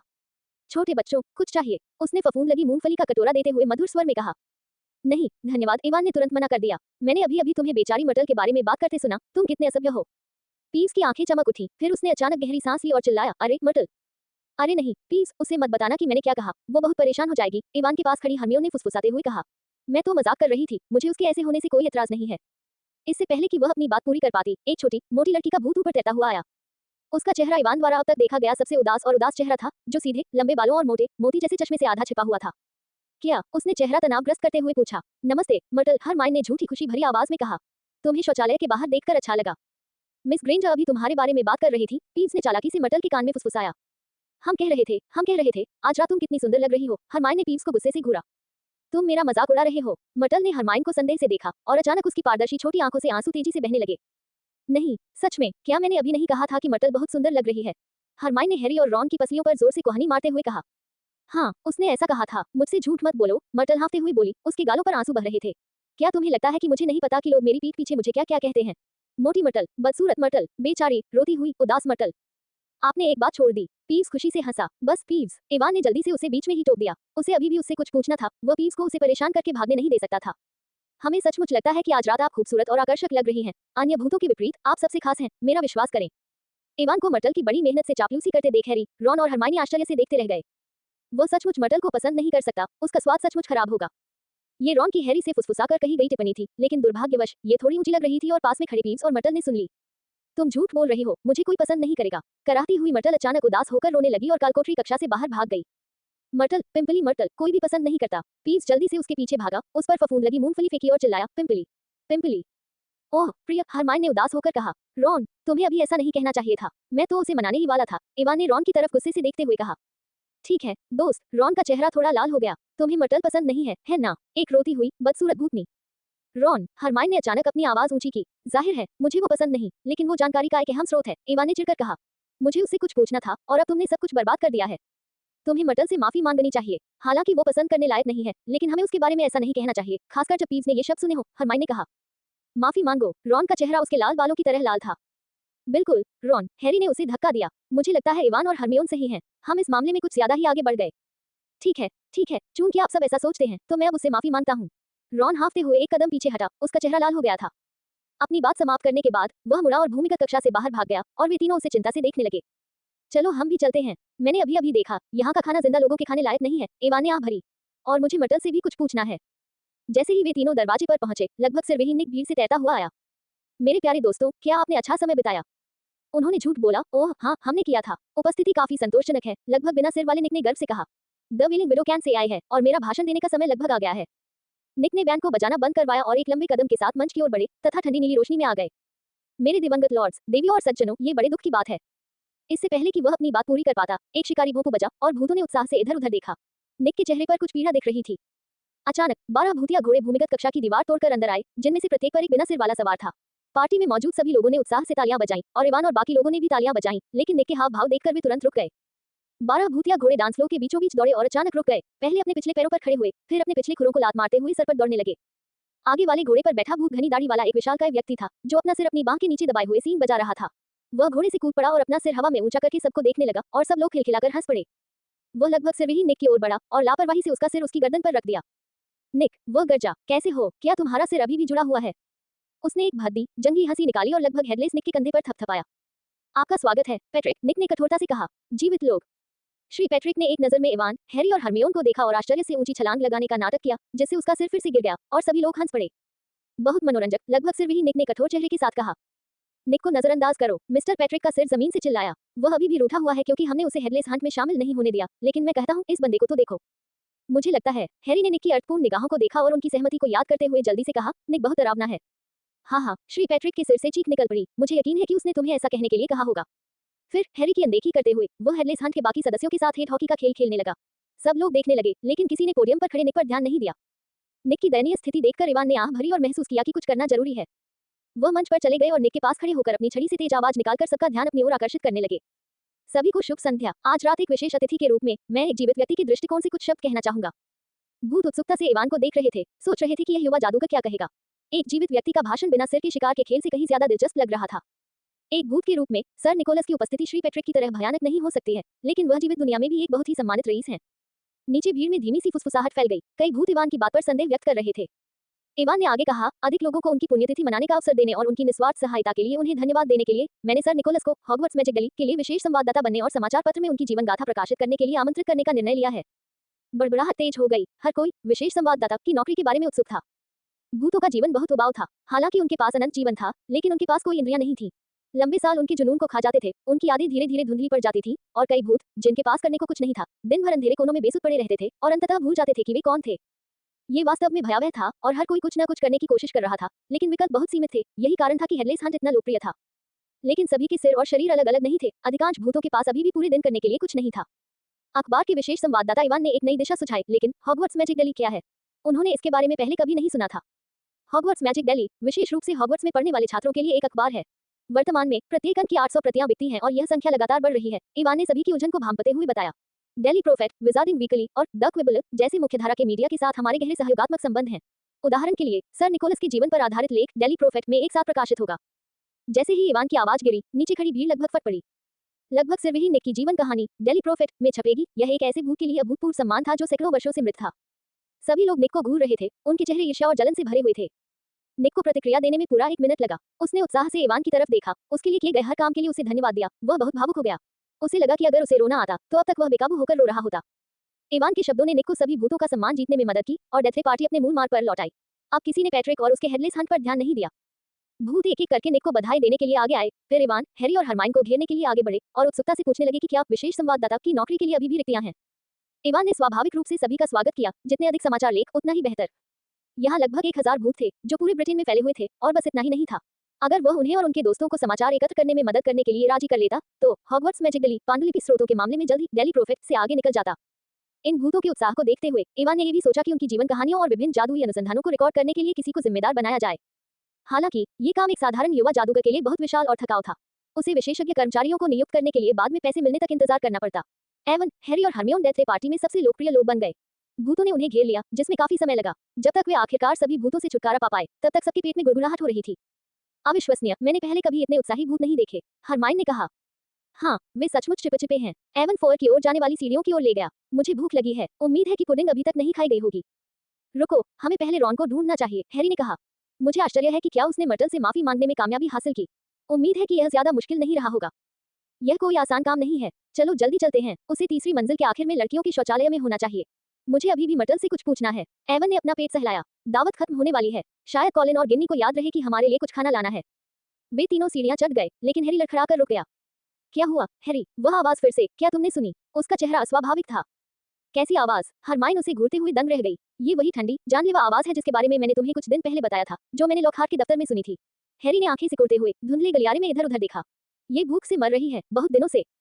अरे, ये तो बेसिलिस्क है। एवन का दिल बैठ गया। रहस्य कक्ष खुल गया है। क्या ये फिर से गिन्नी हो सकती है? मुझे खून की गंध आ रही है। ये किसी की जान ले लेगा। हैरी ने अंधेरी छत को गौर से देखा। यह ऊपर की ओर बढ़ रहा है। मेरे साथ इस तरफ आओ। ये कहते हुए हैरी दौड़ता हुआ सीढ़ियों से ऊपर फ्लोर में पहुंचा, जहां ग्रेट हॉल में हेलोवीन की दावत की हंसी की आवाज गूंज रही थी। हैरी संगमरमर की सीढ़ियों से दूसरी मंजिल पर पहुंच गया। उसके पीछे एवन और हरमियोन लड़खड़ाते हुए चल रहे थे। हैरी, हम क्या कर रहे हैं? हरमाइन ने हौंकते हुए पूछा। शश, हैरी ने अपने कान खड़े कर लिए। दूर ऊपर वाली मंजिल से आवाज फिर आई। वह दो सीढ़ियां चढ़ता हुआ अपने भारी कदमों के बीच सुनता रहा। हैरी, हमें जल्दी करनी होगी। वह कहाँ है? एवन ने उत्सुकता से अपने चेहरे से पसीना पोंछते हुए कहा। हफ हफ, तुम दोनों क्या ढूंढ रहे हो? मुझे कुछ सुनाई नहीं दे रहा। इससे पहले कि हरमाइन अपनी बात पूरी कर पाती, वह अचानक गलियारे की ओर इशारा करते हुए हौंकने लगी। देखना, उनके सामने दीवार पर कुछ टिमटिमा रहा था। वे धीरे धीरे पास गए, आंखें सिकोड़ते हुए अंधेरे में समझने की कोशिश कर रहे थे कि वह क्या है। दो खिड़कियों के बीच, जमीन से लगभग 1 फुट की ऊंचाई पर, दीवार पर कुछ शब्द लिखे हुए थे, जो जलती हुई मशालों की रोशनी में मनमन चमक रहे थे। गुप्त कक्ष खुल गया है। वारिस के दुश्मनों, सावधान रहो। एवन ने धीरे से पढ़ा, उसका पेट ऐंठ रहा था। इन शब्दों के नीचे क्या लटका हुआ है? हरमाइन ने एवन का कंधा पकड़ लिया। मुझे नहीं पता, चलो पास जाकर देखते हैं। वे सावधानी से पास गए। जमीन पर पानी का एक बड़ा गड्ढा था, और हैरी लगभग फिसल गया। वे तीनों धीरे धीरे संदेश के पास पहुंचे। उनकी आंखें नीचे काले आकार पर टिकी थी, उनकी सांसें भारी गति से रुकी हुई थी। अगले ही पल उन सभी ने एक साथ देखा कि यह क्या है, और डर के मारे पीछे हट गए तथा पानी उछालने लगे। हालांकि एवन को पूरी कहानी पहले से पता थी, फिर भी मिसेस नॉरिस को दीवार पर लटके देखकर वह चौंक गया। किसी मम्मी की तरह उसकी पूंछ टॉर्च ब्रैकेट से लटकी हुई थी, उसका शरीर तख्ते की तरह अकड़ा हुआ था, उसकी आंखें खुली हुई थी और खाली घूर रही थी। वह डरावनी लग रही थी। गलियारे के अंत से अचानक क्लिक की आवाज आई, जिससे तीनों चौंक गए और पीछे मुड़े। उनके दिल तेजी से धड़कने लगे। वो रॉन था। वो कमरे के आखिर में से निकला और उन तीनों को बड़ी बड़ी पीली आंखों से घूर रहा था। हैरी, क्या हो रहा है? रॉन की आवाज साफ तौर पर कांप रही थी। तुमने फिल्च की बिल्ली के साथ क्या किया? ये हम नहीं थे, हम बस यहाँ आ गए, हैरी ने समझाया। तुम यहाँ क्या कर रहे हो? एवन ने उसे संदेह से देखा। मैं और क्या कर सकता था? हाँ, मैंने तुम्हारी बात सुनी और मर्टल से माफी मांगने आया था, रॉन ने ऊंची आवाज में कहा। फिर मैंने तुम्हें और इस बिल्ली को देखा। माफी मांगोगे? तभी एवन ने देखा कि रॉन के पीछे मर्टल का शौचालय था। उसने झट से जोर देकर पूछा, क्या तुम्हारे अलावा इस दौरान कोई और भी इस शौचालय में आया है? पता नहीं, मैं मर्टल के साथ उस कमरे में रहा हूँ। वो बहुत रो रही थी, हर जगह गंदगी फैला रही थी। उसे मेरी बात सुनाने में मुझे बहुत मेहनत करनी पड़ी। रॉन ने अपनी नाक सिकोड़ ली, उसके चेहरे पर घृणा के भाव थे। यह मेरी जिंदगी की सबसे बेवकूफी भरी हरकत है। जरा सोचो, अगर पसी को पता चल गया कि मैं चुपके से लड़कियों के शौचालय में गया था, तो कौन जाने वो क्या कहेगा। और ऐसा करने का मकसद एक रोती हुई आत्मा से माफी मांगना था। रॉन, एक बार फिर सोचो, जब तुम मर्टल से माफी मांग रहे थे, तो क्या तुम्हें कुछ असामान्य लगा? ये बहुत महत्वपूर्ण है, एवन ने गंभीर भाव से कहा। ठीक है, मुझे लगता है मैंने कुछ सुना, थोड़ी सी फुफकार जैसी, पर मुझे यकीन नहीं है, रॉन ने गटकते हुए कहा। तुम क्यों पूछ रहे हो? क्या ये लड़कियों का शौचालय टूटा हुआ है? अभी तो मेरे और मर्टल के अलावा वहाँ कोई और नहीं था, है ना? ये सही है, एवन ने कठोरता से सिर हिलाया, उसकी चिंता बढ़ती जा रही थी। जब रॉन ध्यान नहीं दे रहा था, तब किसी ने अंदर घुसकर गुप्त कक्ष खोल दिया था। एवन को यकीन नहीं था कि यह किसने किया। हालांकि गिन्नी ने साफ साफ कहा था कि उसने टॉम रिडल की डायरी कभी नहीं देखी, लेकिन हो सकता है कि वह झूठ बोल रही हो। अगर उस समय उसे पहले ही काबू कर लिया गया होता, तो एवन के सवाल ने टॉम रिडल को सतर्क कर दिया होता और उसे एवन पर शक हो जाता, जो सबसे बुरी स्थिति होती। साथ ही उसे इस बात से थोड़ी राहत भी मिली कि रॉन अभी तक कक्ष में ही रुका हुआ था, अन्यथा यदि उसका सामना टॉम रिडल से होता, तो शायद अब तक वह मर चुका होता। एवन, रॉन, तुम्हें जो भी कहना है, तुम उसे बाद में कह सकते हो जब हम वापस आएंगे, हैरी ने रुकते हुए कहा। हमें देखना चाहिए कि क्या हम अब भी इस बिल्ली को बचा सकते हैं। मुझे नहीं लगता ये कोई अच्छा विचार है, दोस्त। रॉन बोला, चूंकि हम में से किसी ने भी दीवार पर लगी इस बिल्ली को कुछ नहीं किया, इसलिए बेहतर होगा कि यहाँ से जल्दी निकल जाओ। मैं नहीं चाहता कि मुझे यहाँ पाया जाए। लेकिन बहुत देर हो चुकी थी। जैसे ही उसने बोलना खत्म किया, एक धीमी सी फुसफुसाहट उन तक पहुंची। दावत खत्म हो चुकी थी। जिस गलियारे में वे थे, उसके दोनों छोर से सैकड़ों फीट ऊपर सीढ़ियां चढ़ने की आवाज आ रही थी और पेट भर खाना खाने के बाद लोगों की खुशी से भरी तेज बातचीत की आवाज आ रही थी। इसके बाद छात्रों ने दोनों ओर से धक्का मुक्की करते हुए गलियारे में प्रवेश कर लिया। जब आगे खड़े लोगों ने बिल्ली को उल्टा लटका हुआ देखा तो लाइन अचानक रुक गई और जीवंत बकबक की आवाजें अचानक बंद हो गईं। एवन, हैरी, रॉन और हरमियोन गलियारे के बीचों बीच अकेले खड़े थे। छात्र अचानक चुप हो गए और सब उस भयावह दृश्य को देखने के लिए आगे की ओर उमड़ पड़े। एवन ने गिन्नी और कॉलिन को भीड़ में खड़े देखा, हैरान, मानो वे पास आना तो चाहते थे पर पास आने की हिम्मत नहीं जुटा पा रहे थे। इस सन्नाटे में अचानक कोई जोर से बोला, वारिस के दुश्मनों, सावधान, मडब्लिड्स, अगला नंबर तुम्हारा है। ड्रेको माल्फॉय भीड़ के सामने आ गया था। उसकी ठंडी आंखें जीवंत थी, उसका आमतौर पर पीला चेहरा लाल हो गया था। यहाँ क्या हुआ? क्या हुआ? फिलिच निस्संदेह माल्फॉय की चीखों से आकर्षित होकर भीड़ को चीरता हुआ आगे बढ़ा। तभी उसने श्रीमती नॉरिस को देखा, कुछ कदम पीछे हट गया और डर के मारे अपना चेहरा पकड़ लिया। मेरी बिल्ली, मेरी बिल्ली! श्रीमती नॉरिस को क्या हुआ? वह लगभग बेहोश होते हुए चीखा। तुम ही थे। फिलिच अचानक आगे बढ़ा और इवान को पकड़ लिया और चिल्लाया, तुमने मेरी बिल्ली को मार डाला, तुमने उसे मार डाला। मैं तुम्हें मार डालूंगा, मैं। छोड़ो मुझे। इवान ने फिलिच का हाथ झटक दिया। मैंने उस बिल्ली का एक भी बाल नहीं छुआ, किसी ने उसे छुआ तक नहीं। जब हम आए थे तब से ही वह ऐसी ही थी। झूठ, झूठ बोल रही हो। फिलिच जोर से चीखा, किसी ने तुम्हें ऐसा करते देखा था, है ना? चोरी। डंबलडोर मौके पर पहुंचे, उनके पीछे पीछे कई और शिक्षक भी आ गए। पलक झपकते ही वे इवान, हैरी, रॉन और हरमियोन के पास गए और मिसेस नॉरिस को टॉर्च ब्रैकेट से खोल दिया।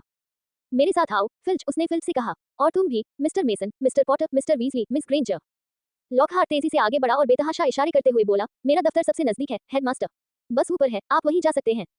धन्यवाद, गिलरॉय। डंबलडोर ने सिर हिलाया। खामोश भीड़ ने उन्हें जाने दिया। लॉकहार्ट के नेतृत्व में वे एक एक करके उसके मंद रोशनी वाले कार्यालय में दाखिल हुए। प्रोफेसर मैकगोनागल और स्नैप भी उनके पीछे पीछे चल रहे थे।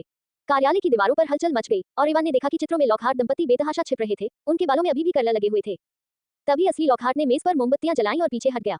डंबलडोर ने श्रीमती नॉरिस को साफ मेज पर लिटा दिया और ध्यान से उनका निरीक्षण करने लगा।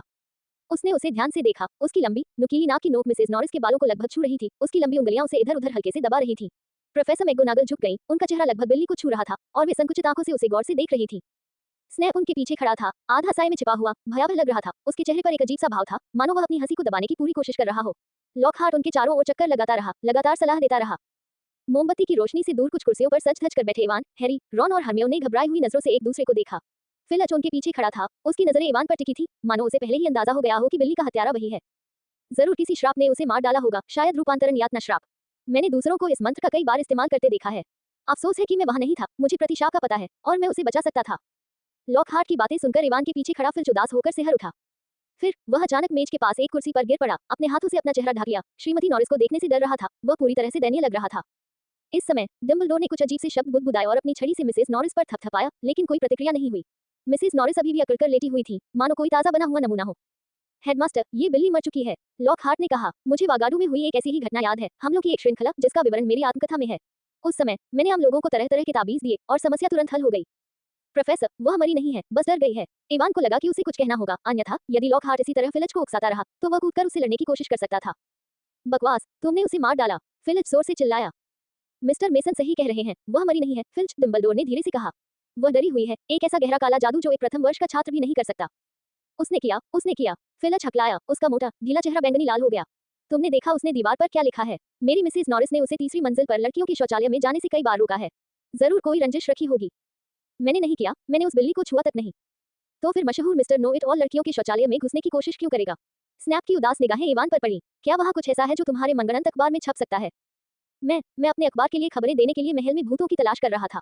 मुझे लगा कि मोर्निंग मर्टल से बात करना जरूरी है, वो हॉगवर्ट्स से अच्छी तरह वाकिफ है और कई लड़कियां उसे पसंद करती हैं। इवान हकलाते हुए बोला और ऐसे शब्द बोले जिन पर उसे खुद भी यकीन नहीं हुआ। मुझे इस पर बहुत शक है। स्नैप के होंठ व्यंग्यात्मक भाव में बदल गए और उसकी नजर पास बैठे हैरी पर पड़ी। पूरा मामला कई संदिग्ध बातों से भरा है। तुम उस समय उस जगह पर क्यों थे जब तुम्हें वहां नहीं होना चाहिए था? तुम ऊपर गलियारे में क्यों गए? तुम हेलोवीन की दावत में क्यों नहीं गए? स्नैप ने कई प्रश्न पूछे, जिससे इवान को ऐसा महसूस हुआ जैसे वह एक लाख क्यों की किताब हो। सौभाग्य से उसे जवाब देने की जरूरत नहीं पड़ी। हैरी, रॉन और हरमाइनी ने उत्सुकता से बताया कि वे डेथ पार्टी में गए थे। वहां सैकड़ों भूत थे, वे साबित कर सकते हैं कि हम वहां थे। लेकिन उसके बाद क्या हुआ? तुम दावत में क्यों नहीं आए? स्नैप की गहरी आंखें मोमबत्ती की रोशनी में चमक उठी। तुम ऊपर गलियारे में क्यों गए थे? क्योंकि डेथ पार्टी में रॉन को मोर्निंग मर्टल के साथ थोड़ी गलतफहमी हो गई थी और हम उससे माफी मांगने वाले थे। बिना खाने के भूत से माफी मांगो। स्नैप के दुबले पतले चेहरे पर एक आत्मसंतुष्ट मुस्कान तैर गई। मुझे लगता है कि पार्टी में भूतों द्वारा परोसा गया खाना शायद जिंदा इंसानों के लिए ठीक नहीं होता, है ना? हमें भूख नहीं है, रॉन ने ऊंची आवाज में कहा और उसी समय उसका पेट गड़गड़ाने लगा, जिससे स्नैप की अप्रिय मुस्कान और भी स्पष्ट हो गई। मेरी राय है, हेडमास्टर, वे पूरा सच नहीं बता रहे हैं, उन्होंने कहा। शायद हमें उनके कुछ विशेषाधिकार तब तक रद्द कर देने चाहिए जब तक वे हमें ठीक-ठीक बताने को तैयार न हों कि क्या हुआ था। निजी तौर पर, मुझे लगता है कि सबसे अच्छा यही होगा कि मेसन अपना बेतुका अखबार बंद कर दे और पॉटर को ग्रिफिंडर क्विडिच टीम छोड़ने के लिए कह दे जब तक कि वे इसके बारे में ईमानदार न हो जाएं। सच कहूं तो सेवियरस प्रोफेसर मैकगोनागल ने झट से कहा, मुझे इन बच्चों को उनकी पसंदीदा पाठ्येतर गतिविधियों से रोकने का कोई कारण नहीं दिखता। बिल्ली के सिर पर अखबार या झाड़ू से चोट नहीं लगी थी और इस बात का कोई सबूत नहीं है कि उन्होंने कुछ गलत किया था। डम्बलडोर ने चारों की ओर जिज्ञासा भरी निगाहों से देखा, उसकी चमकदार नीली आंखें उन्हें गौर से देख रही थी, मानो वह सब कुछ देख रहा हो। उन्होंने दृढ़ता से कहा, जब तक वे दोषी साबित नहीं हो जाते, वे निर्दोष हैं, सेवियरस। स्नैप बहुत नाराज दिखाई दिया और फिल्च भी। मेरी बिल्ली डर गई है और मैं किसी को सजा देते हुए देखना चाहता हूँ। हम उसका इलाज कर सकते हैं, फिल्च, डम्बलडोर ने धैर्यपूर्वक कहा। मैडम स्प्राउट ने हाल ही में कुछ मैनड्रैक खरीदे हैं और जब वे बड़े हो जाएंगे तो मेरे पास एक ऐसी औषधि है जिससे मिसेस नॉरिस को वापस जिंदा किया जा सकता है। मैं इसे बनाऊंगा, लॉकहार्ट ने बीच में कहा। मैंने इसे कम से कम 100 बार बनाया है। मैं नींद में भी मैनड्रैक रिस्टोरेटिव ड्राफ्ट बना सकता हूँ। माफ करना, स्नैप ने ठंडे स्वर में कहा। मुझे लगता है कि मैं स्कूल का पोषण मास्टर हूँ। इसके बाद एक अजीब सी खामोशी छा गई और लॉकहार्ट असहज होकर हिलने लगे। आप जा सकते हैं, डम्बलडोर ने इवान, हैरी, रॉन और हरमियोन से कहा। उन्होंने अपनी गति जितनी हो सके उतनी तेज कर दी, लगभग दौड़ते हुए। जब वे लॉकहार्ट के दफ्तर के ऊपर वाली मंजिल पर पहुंचे तो एक खाली कक्षा में घुस गए और चुपचाप दरवाजा बंद कर लिया। अंधेरे में हरमाइन ने इवान, हैरी और रॉन को घूरा। सज्जनों, अपनी बात समझाओ। उसकी नजर बारी बारी से तीनों चेहरों पर पड़ी। क्या समझाऊं? रॉन थोड़ा घबराया हुआ लग रहा था। प्रोफेसर स्नैप सही थे, तुमने दफ्तर में सच नहीं बताया, हरमाइन ने साफ लहजे में कहा। पहले तो तुम, रॉन, उस वक्त तीसरी मंजिल पर लड़कियों के बाथरूम में थे और फिल्च की बिल्ली पर उस दरवाजे के ठीक बाहर हमला हुआ था। तुम्हें शक तो नहीं है कि ये मैंने किया है ना? मूर्ख मत बनो, रॉन, हरमाइन ने हाथ हिलाया। प्रोफेसर डम्बलडोर ने कहा था कि यह बहुत गहरा काला जादू है, ऐसा जादू जो हम कर ही नहीं सकते। मैं पूछना चाहती हूँ कि क्या तुम्हें सचमुच कुछ असामान्य नजर नहीं आया? मैंने अभी इवान को बताया कि मैंने एक फुफकार की आवाज सुनी है, लेकिन मुझे पूरा यकीन नहीं है। कराहती हुई मर्टल बहुत जोर जोर से रो रही थी। शायद यही कोई सुराग है। हरमाइन ने अपना सिर घुमाया। हैरी, क्या तुम हमें बता सकते हो कि तुमने उस समय क्या सुना था? आवाज कह रही थी कि वह भूख से मर रही है, वह लोगों को मारना चाहती है, किसी भूत की तरह। वह सीधे महल की पत्थर की दीवारों को तोड़कर ऊपर चली गई, हैरी ने फुसफुसाते हुए समझाया। फिर हमने देखा कि फिलिच की बिल्ली डरी हुई दीवार पर लटकी हुई है। जरूर उस आवाज के मालिक ने ही ऐसा किया होगा। लेकिन ये कौन है या क्या है? मैंने उस समय तो कुछ भी नहीं सुना। हरमाइन ने गहरी भौहें सिकोड़ ली। कौन जाने, हैरी ने हिचकिचाते हुए कहा। क्या तुम्हें लगता है कि मुझे प्रोफेसरों को उस आवाज के बारे में बताना चाहिए जो मैंने सुनी थी? मत करो, रॉन ने बिना सोचे समझे जवाब दिया। ऐसी आवाजें सुनना जो दूसरों को सुनाई न दे, कोई अच्छी बात नहीं है, जादूगरों की दुनिया में भी नहीं। हैरी ने रॉन की आवाज में कुछ सुना और पूछा, तुम्हें मुझ पर विश्वास है ना? जरूर, रॉन ने जल्दी से कहा, लेकिन आपको मानना होगा कि यह बहुत अजीब है। मुझे पता है ये अजीब है, हैरी ने जवाब दिया। पूरी घटना अजीब है। तुमने बाथरूम में फुफकार की आवाज सुनी, फिर फिलिच की बिल्ली पर हमला हुआ। दीवार पर लिखे उन शब्दों का क्या? सीक्रेट चैम्बर खोला गया, इसका क्या मतलब है? शायद हमें इस बारे में अलग नजरिए से सोचना चाहिए। बिल्ली पर हमला हुआ था, इसमें कौन खुश होगा? रॉन ने कहा। ये काम नहीं करेगा, फिलिच को छोड़कर बाकी सब खुश होंगे, हैरी ने एक पल सोचा। और इसका सीक्रेट चैम्बर से क्या लेना देना? मेरा मतलब है साधारण रूप से खुश, या जो उस बिल्ली से सबसे अधिक नफरत करता है, रॉन ने हार मानने को तैयार न होते हुए कहा। अंदाजा लगाना बंद करो, मुझे सच में कुछ पता है, सीक्रेट चैम्बर के बारे में एक किंवदंती। इवान ने देखा कि हरमाइन हैरी और रॉन की बातचीत में हिस्सा नहीं ले रही थी, बल्कि उसे देख रही थी, इसलिए उसे कुछ बताना पड़ा। उसकी बातें सुनकर हैरी और रॉन दोनों ने एक साथ अपना सिर घुमाया और आश्चर्य से इवान की ओर देखने लगे। मुझे लगता है आप सभी ने हॉगवर्ट्स ए हिस्ट्री पढ़ी होगी, है ना? नहीं, हैरी और रॉन ने अपना सिर हिलाया। इवान, क्या तुम कह रहे हो? हरमाइन को कुछ याद आ गया। बिल्कुल, ये सालाज़ार स्लिथेरिन द्वारा छोड़ा गया गुप्त कक्ष है, इवान ने आगे कहा। जैसा कि सर्वविदित है, हॉगवर्ट्स की स्थापना गॉडरिक ग्रिफिंडोर, हेल्गा हफलपफ, रोवेना रेवेनक्लॉ और सालाज़ार स्लिथेरिन ने की थी। शुरुआत में उन्होंने साथ मिलकर काम किया, लेकिन जैसे-जैसे समय बीता गया, स्लिथेरिन और बाकियों के बीच दरार बढ़ती गई। स्लिथेरिन चाहता था कि हॉगवर्ट्स छात्रों के प्रवेश में अधिक चयनात्मक हो, क्योंकि उसका मानना था कि जादुई शिक्षा केवल शुद्ध रक्त वाले परिवारों तक ही सीमित होनी चाहिए। वह मुगल जन्मे बच्चों को स्वीकार करने के लिए तैयार नहीं था, क्योंकि वह उन्हें अविश्वसनीय मानता था। कुछ समय बाद स्लिथेरिन और ग्रिफिंडर के बीच इस मुद्दे पर तीखी बहस हुई और फिर स्लिथेरिन ने स्कूल छोड़ दिया, लेकिन उसने स्कूल में एक गुप्त कमरा छोड़ दिया, जिसकी जानकारी अन्य संस्थापकों को नहीं थी। The chamber of secrets. हाँ, इवान ने सिर हिलाया। किताब में विश्वसनीय लिखित अभिलेख यही समाप्त हो जाते हैं, लेकिन ऐसी अफवाहें हैं कि स्लिथेरिन ने गुप्त कक्ष को इस तरह सील कर दिया था कि जब तक उसका असली उत्तराधिकारी स्कूल में ना जाए, कोई भी उसे खोल न सके। केवल वही उत्तराधिकारी कक्ष को खोलकर उसके भीतर की भयावहता को उजागर कर सकता था, जिससे स्कूल शुद्ध हो सके और जादू सीखने के अयोग्य सभी लोगों का सफाया हो सके। अंधेरी कक्षा में अचानक सन्नाटा छा गया, माहौल असहज रूप से तनावपूर्ण हो गया। हैरी, रॉन और हरमियोन सभी चुप रहे और इवान के आगे बोलने का इंतजार करने लगे। कहानी खत्म हो गई है, इवान ने लंबे विराम के बाद धीरे से कहा। लेकिन गुप्त कक्ष के भीतर भयावहता से आपका क्या मतलब था? हरमाइन ने जल्दी से पूछा। मुझे नहीं पता, इवान ने सिर हिलाया। हो सकता है कि यह कोई राक्षस हो जिसे सिर्फ स्लिथेरिन का उत्तराधिकारी ही नियंत्रित कर सके। बिल्कुल स्लिथेरिन की शैली। मुझे हमेशा से पता था कि सालाज़ार स्लिथेरिन एक संकी बूढ़ा है, रॉन ने आगे कहा। लेकिन मुझे नहीं पता था कि वह ऐसी बेतुकी बातें कर रहा है। अगर वे मुझे पैसे भी देते तो भी मैं उसके घर में नहीं जाता। सच कहूं तो अगर सॉर्टिंग हैट ने मुझे स्लिथेरिन में डाल दिया होता तो मैं बिना कुछ कहे सीधे ट्रेन से घर चला जाता। उस घर में कैसे कैसे लोग हैं, जरा देखो।